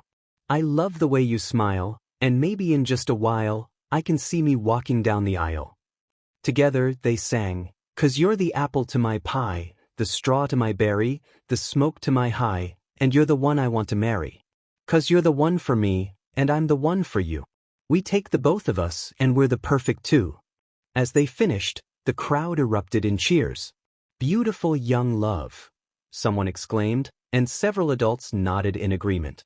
So you like me, huh? Midoriya asked, glancing at Shiya, who nodded shyly. Ever since then it was just us, she admitted. When Katsuki came, I realized my feelings more. Midoriya chuckled. I guess we both fell in love with my best friend. They shared a moment, gazing into each other's eyes, slowly leaning closer until they turned to see Shiro and Yui holding a phone, capturing the moment. Ah, cute, right, Yui? Shiro said, and Yui replied, they're just like us. Midoriya and Shiya blushed, sparks flying between them, while Shiya's flames and ice danced around her. Did we ruin the moment? Shiro asked, unfazed as they nodded. Well, goodbye. Do give us a nephew or niece someday, he joked, grabbing Yui by the waist and disappearing. Well, that happened. Want to eat out? Midoriya suggested, but Shiya shook her head. Let's stay like this, she said, cuddling closer. So, are we a thing? He asked, and she looked at him, kissing him softly. Does that answer your question? She smiled. Midoriya nodded, and the camera zoomed out as a song played softly in the background. Do you remember when I said I'd always be there, ever since we were 10, baby? As the screen darkened, Shiro asked, so what did you think? The crowd erupted in excitement, praising the beautiful moment. Once they calmed down, Shiro asked, ready for the next one? Okay, everyone, this universe will be a sad one, but I think it's okay to show the kids, Shiro announced, and everyone nodded in agreement. Oh, and before I forget, I will add some characters, so please don't fight each other. With a snap of his fingers, a bright light appeared, revealing all for one, Shigaraki, Dabi, Toga, and Stain. I'm not in the mood to deal with this, so just sit down, Shiro said, and Yui playfully grabbed him, causing him to transform into a cat. She patted him, which made him purr, albeit a bit angrily. What happened? Izuku asked as Jasper emerged from a portal. Dude, I said I was sorry, Jasper replied, and Shiro continued to purr. Is it always like this? Dabi asked, and Aizawa replied, you'll get used to it. Time skipped to Yui explaining that Shiro was downloading something when Jasper accidentally cut off the Wi-Fi, forcing Shiro to restart his downloads for over 100 episodes. And explain to the newcomers what will happen. Okay, I think I understand, they say as Yui mentions, Shiro-kun, you'll stay with me and just play the universe warning. It's sad. Hero, give up, you will not win, said a villain as the hero stood up defiantly. I will never give up, I will win, declared the hero as the screen zoomed out to reveal 3 kids watching. Hey, Tenko, do you like that? Asked a girl a year older than the boy as a boy with green, bushy hair approached them. Here's the food, Hina, Tenko, said the boy, revealing himself as Izuku Midoriya, who was 10 years old. He looked at the 2. Thanks, said the girl, who was 8 years old. Tenko looked at them and said, I want to be a hero. They looked shocked as Midoriya replied, You do realize your father will be furious? Tenko, you've been hurt enough and locked out of your house a lot. Do you think that's okay? It's okay, our grandma is a hero, and we promised each other, Hina said. Midoriya sighed, hoping they knew what they were doing. Wait, is that Shigaraki? And who is the girl? Kirishima asked as Shigaraki replied, Yes, that's me. As for the girl, she is my sister, but how she died remains a mystery to me. Yui said, She died the same way she does there. The screen then showed Tenko being mistreated by his father, who locked him out of the house every time he mentioned heroes. The scene shifted to Tenko playing with his dog. Tenko, did you go to my office? His father asked as he grabbed him by the head and threw him outside. Tenko cried as he hugged his dog, which suddenly disintegrated. Oh no! Everyone gasped as they looked at the kids, seeing a BNDFLD on Yui, who was still calming down Shiro, while Jasper was nowhere to be seen. Hina came to apologize as she witnessed the scene and tried to run. In a moment of desperation, Tenko reached for her, leading to a tragic outcome. His grandparents and mother rushed in as his father checked to see what was wrong, along with Izuku and Inko. They were all devastated. Izuku cried as he hugged Tenko and sang, If I could begin to think half of what you think of me, I could do about anything. I could even learn how to love like you. As he finished, Tenko fell asleep on his shoulder. Good sleep, I will protect you, cousin, he whispered. The screen turned black. Scary, huh? Well, let's see the next one, Yui said as they looked at the screen. They attacked out of nowhere, Monoma said as Yui was half destroyed. He saw his classmates beaten as Class 1A and 1B stood together. What happened there? Aizawa asked.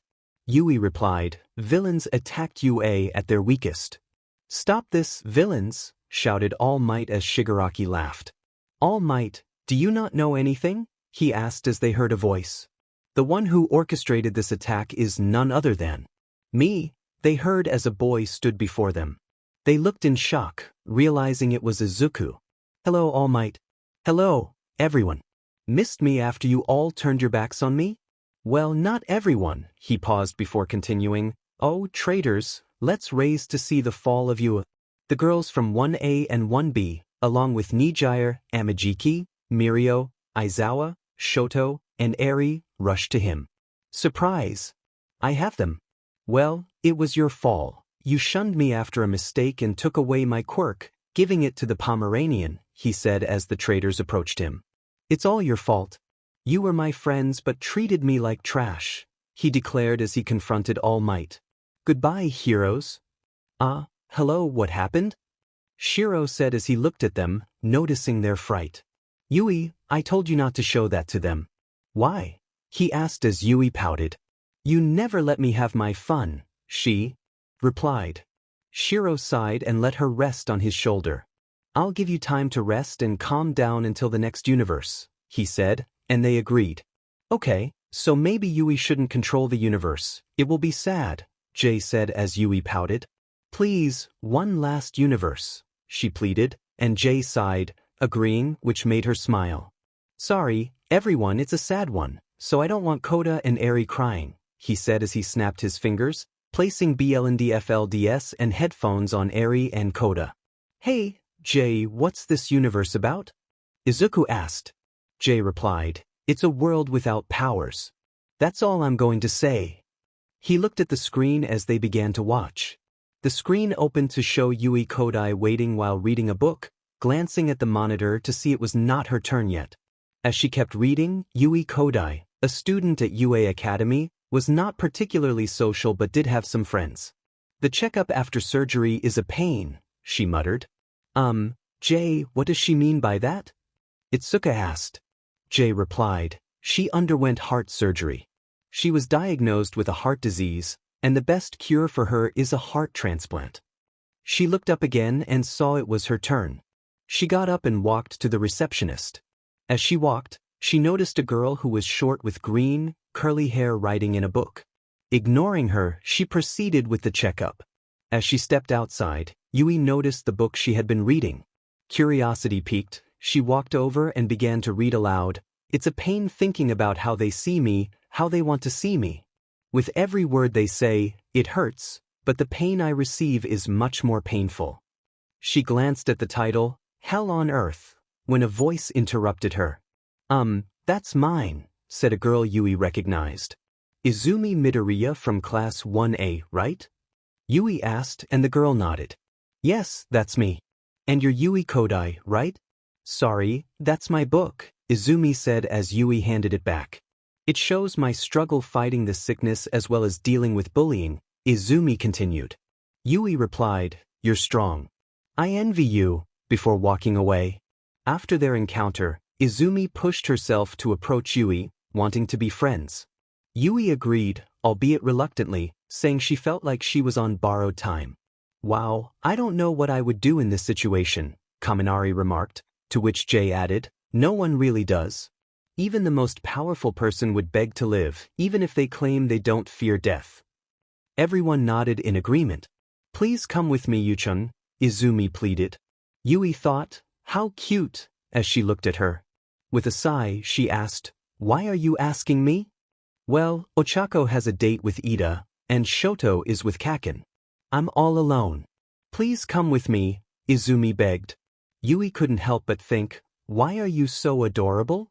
"Sigh, fine, I'll go with you," Yui replied, and Izumi hugged her tightly, causing Yui to blush. "Hey, what is your illness?" Yui inquired. Izumi responded, "I have heart failure and a severe kidney infection." "Don't you have anything that's bad for your health?" Yui asked. "No. With the new technology, I can just take medication for anything harmful," Izumi explained. "Is there a cure?" Yui pressed. "Yes and no," Izumi said, adjusting her bag as they headed outside. "What do you mean?"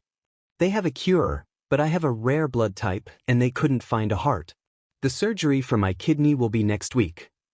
"Is it painful? How can you still smile and be happy?" "My grandmother taught me before she passed away, no matter how scary things get, give them a smile as if to say, I'm okay. The people in this world who can smile are always the strongest." That quote is from Nana, All Might said, and Yui responded, "Here, Nana is Inko's mother.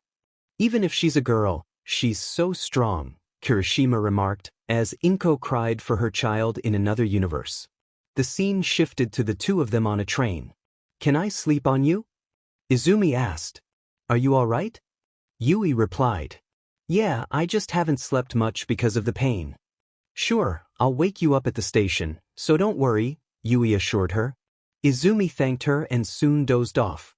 As Yui gently ran her fingers through Izumi's hair, she thought, she faces her pain with a smile. "I admire her, but I love her.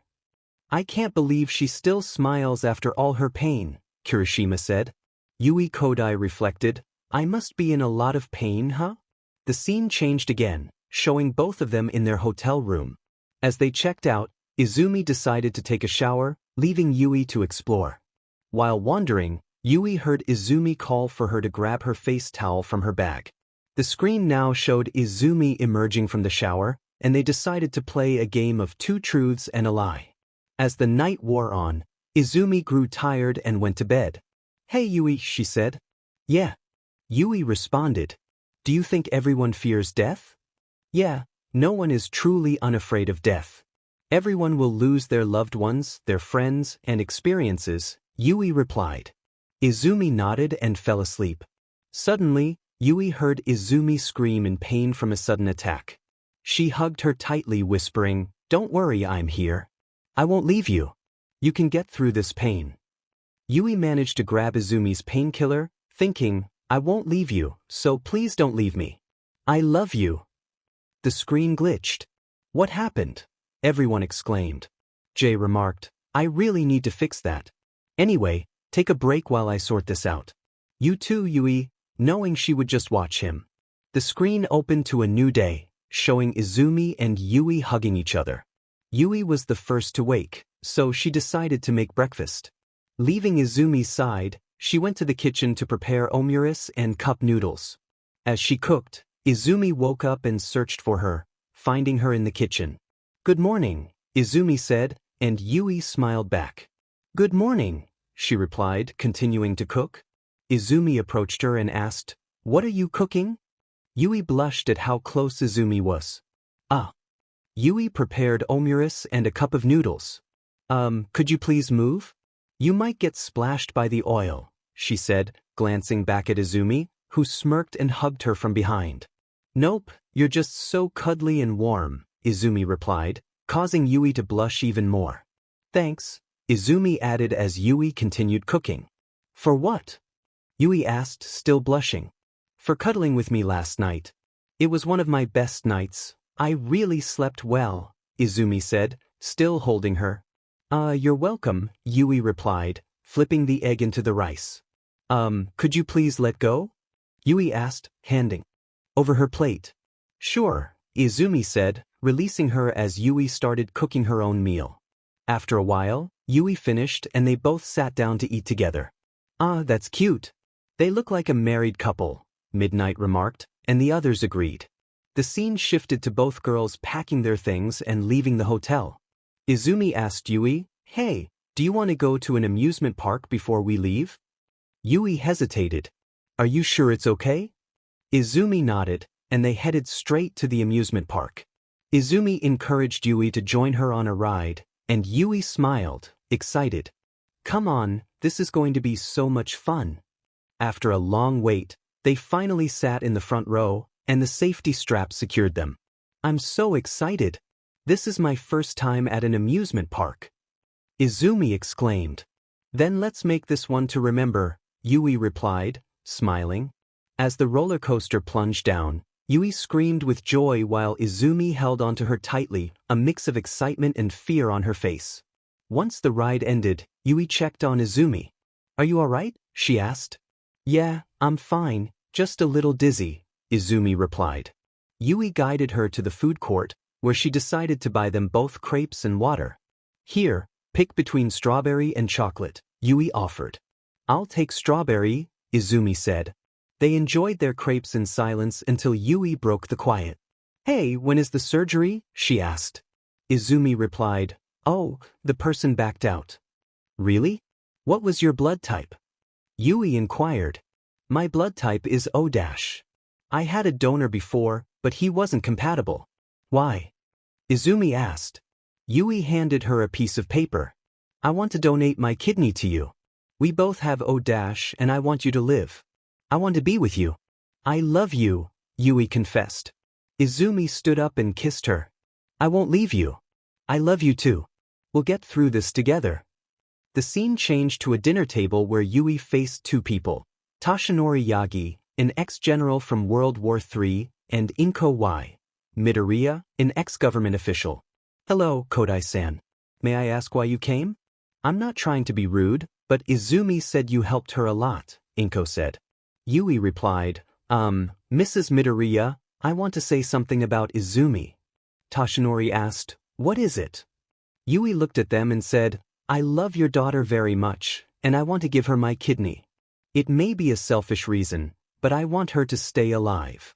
Izumi's parents were shocked and hugged Yui, saying, Thank you for saving my baby. Please call me Mom. Toshinori added, Thanks for doing this for our daughter. Yui responded, I did it because I love her and I don't want to see her in pain. Inko held both of Yui's hands and said, Take care of her, all right? My baby is going to survive, Inko said, and everyone felt a wave of happiness at the outcome. The scene shifted again, showing Yui and Izumi sitting in chairs. I'm glad the surgery went well, Yui said. Izumi looked at her and replied, It was a painful journey. Yui kissed her gently. But it was worth it, right? She asked, kissing her again. I'm happy to be in your arms.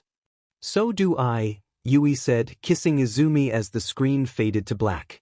What do you think about it? Jay asked, noticing everyone was in tears. As they calmed down, Jay looked at them. Wow, what's happening? Izuku asked. Jay smiled. All good things must come to an end. Yui Sakura added, this space is collapsing. This realm won't last much longer. Goodbye, everyone, Jay said as everything went black. As everyone woke up in the common area, they heard a voice from the villain's base. You decide how your future will be. Until next time, Jane. Chapter end. How are things on your end? Izuku asked, looking at the screen from inside a house-like structure with All Might, Aizawa, and the students of Class 1A. We're doing fine, sir. We managed to protect Tokyo and gather as many civilians as we could, all while keeping our troops safe, Kendo replied. Izuku nodded and turned to his older sister, Melissa, who appeared on the other side of the screen. We're doing well here, Izuku. The scientists and I are working on the antidotes while Mei leads the others in creating weapons to send to you later, she said. Thank you, sis. How about you, Mirio? Shinso, what's the situation in Shibuya? Izuku inquired. We managed to save South Shibuya from the horde, but we lost a lot of equipment in the process, Mirio reported. We're facing similar issues in the north. We've saved many people, but we're running low on food and water, Shinso added. Art, please hold on. We will be sending you supplies, so do what you must, Izuku instructed. They nodded in response, and he concluded, that is all. Thank you for your time. If you need me, I'll be in my room, he said as they acknowledged him. As he entered his room, Shoto followed him. Izuku lay down, and Shoto cuddled up beside him. Are you all right, Aizu? He asked. Izuku shook his head. Please leave me alone for a minute, babe. I just need to rest, he replied. Shoto kissed him gently. I see. Okay, babe, I'll call you when we need you, he said, and Izuku smiled and nodded. Left to his own thoughts, Izuku reflected on the time before the crisis. 5 years ago, the world was thriving. New machines, medicines, and innovations were being developed daily, thanks to the brilliant scientist Nizu Midoriya. However, a scientific experiment gone wrong in the middle of the sea triggered a massive global crisis. Every person infected exhibited cannibalistic behavior, leading to a dead-like appearance. Realizing the severity of the situation, Nizu declared a state of calamity, forcing students and their families to hide and fight back. End of flashback. Aizu. Aizu. Shoto called, snapping Izuku out of his trance. Yes, what is it, babe? Izuku asked. We received a distress signal, Shoto informed him. Where? Izuku inquired. The dead zone, Muzutafu, Shoto replied. When was the signal made? Izuku asked. Just now. It was sent an hour ago, so there might still be a chance, Shoto said. Izuku nodded and quickly left his room, calling out to Uraraka. Ochako, can you check the signal we received? He asked. It's in Morse code, she replied, showing him the code. It says, please save us, we are running out of supplies. Huh, Mineta, Izuku said.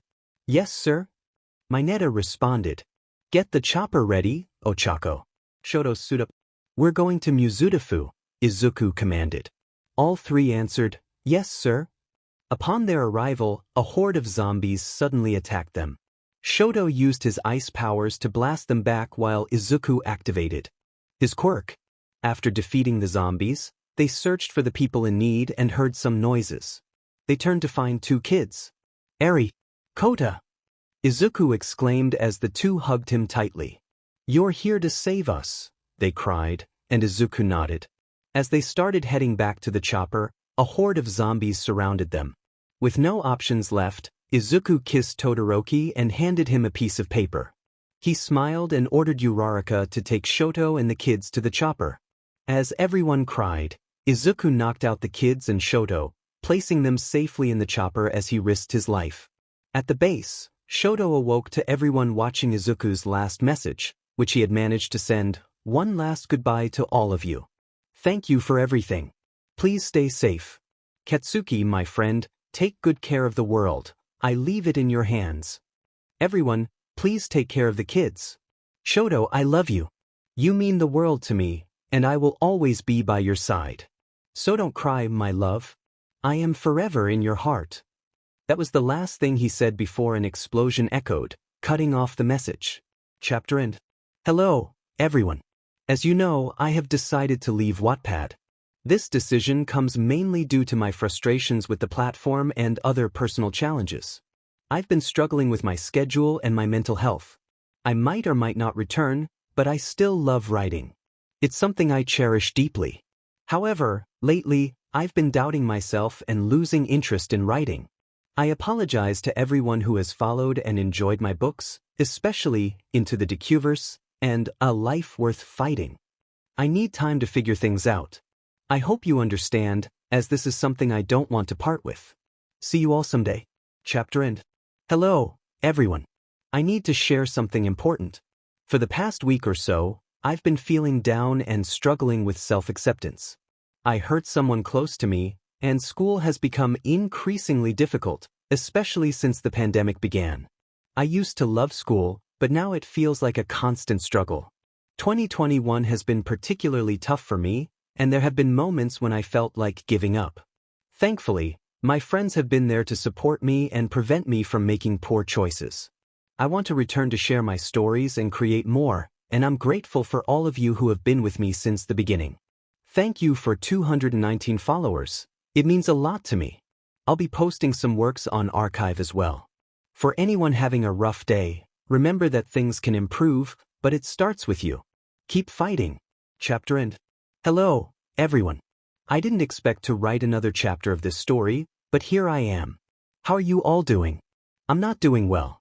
I've lost almost all my passion for writing my hero story, and it frustrates me that I'm struggling to write even a single chapter. This year has been particularly challenging since my father contracted COVID, and my mother is quarantined. My brother and I are staying with our grandfather.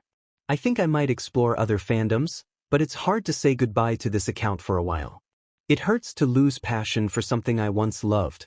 Please follow me at JShiroYuki, where I write stories unrelated to my hero. I'm also working on a Naruto fanfic. I think I need a break. Thank you for this amazing journey.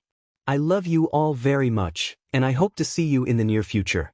This is Jay, signing off, possibly forever. Chapter end. I forgot to include this warning. There are mentions of suicide and self-harm. Chapter end. Hello, everyone. It's been a while since I last posted, and this book has mostly reflected my life and updates on how I'm doing. Newsflash, I'm not okay. As the days go by, I've lost my passion for writing, which is incredibly frustrating because it used to be my way of coping with pain. Now, I can't even write a single chapter. I've been bottling up my emotions and trying to forget how I feel, but it's not working. I want to create stories and do so much, yet I feel stuck. There are days when I've thought about giving up, and I'm afraid to open up to others because I don't want to burden them. As I write this, I'm contemplating whether to post it, but I want you all to know that it's hard. However, I don't want to give up. I want to continue making stories and entertaining you all. I want to help those who are going through similar struggles. Right now, I'm working on a story in a different format and doing everything I can to promote it because I want more people to see it. I'm sorry for taking up your time with this update. I'm slowly trying to piece my life back together. Most importantly, I want to say thank you. Thank you for supporting this book and, most of all, for supporting me. The comments, the votes, the reads, I've seen it all, and I've never been happier that people are still reading this book. For that, thank you everyone. You've given me a lot of strength and support, and I may ask for that again. Please visit my YouTube channel, JShiroYuki, where I'm posting my new story in Minecraft titled, The Story of the Unknown. It's about a guy who gets transported to an unknown world as he tries to survive against creatures like zombies. In a world filled with skeletons, creepers, demons, curses, demon slayers, and sorcerers, danger lurks around every corner. The protagonist finds himself constantly on the run, facing challenges that test his courage and resolve. With each encounter, he learns more about the dark forces at play and the strength he must summon to survive. As he navigates this treacherous landscape, he discovers allies who share his quest for justice and the light. Together, They strategize and prepare for the battles ahead, their bonds growing stronger with each challenge they face. The stakes are high, and the tension builds as they confront the shadows that threaten to engulf their world. Through clever tactics and unwavering determination, they push back against the darkness, fighting not just for their lives but for the hope of a brighter future. The journey is fraught with peril, but with every step, they inch closer to uncovering the truth behind the curses that haunt them. As the story unfolds, the protagonist's character deepens, revealing his fears and aspirations. He learns that true strength lies not only in physical prowess but in the connections he forges with those around him. The adventure is just beginning, and the path ahead is filled with both challenges and the promise of redemption. Izuku, do you remember when I said I'd always be there? Ever since we were 10, baby. When we were out on the playground playing pretend, I didn't know it back then. Shia, now I realize you were the only one. It's never too late to show it. Grow old together, have feelings we had before when we were so innocent. Izuku Shia, I pray for all your love. Our love feels so unreal. I just want to reach out and hold you close. This is something like a movie, and I don't know how it ends, but I fell in love with my best friend. As the scene shifts, Midoriya and Jiraiya are jamming and creating a song while the girls, along with Shiro, are shopping. Shiro gives Shia tips on what Izuku likes and dislikes and how to ask him out. Shia, now I realize you were the only one. It's never too late to show it.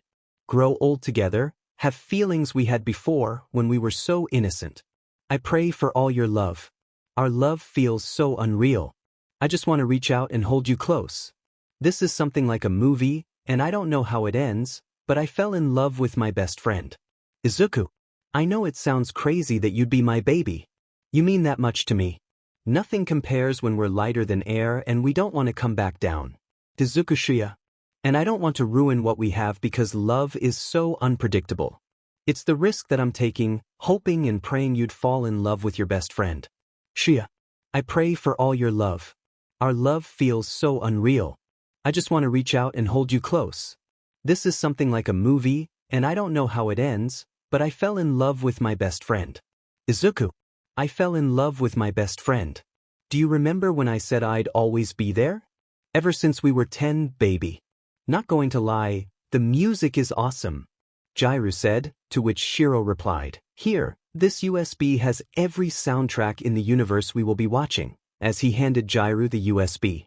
As the montage ended, everything returned to normal at UA, except Midoriya had been a bit distant from his class, spending time with his brothers. After school, Todoroki and Bokugo were talking.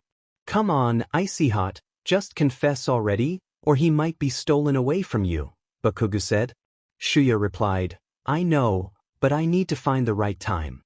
Bokugo urged, just say you love Izuku. Shuya blushed as they heard a voice say, You like me, Shochan?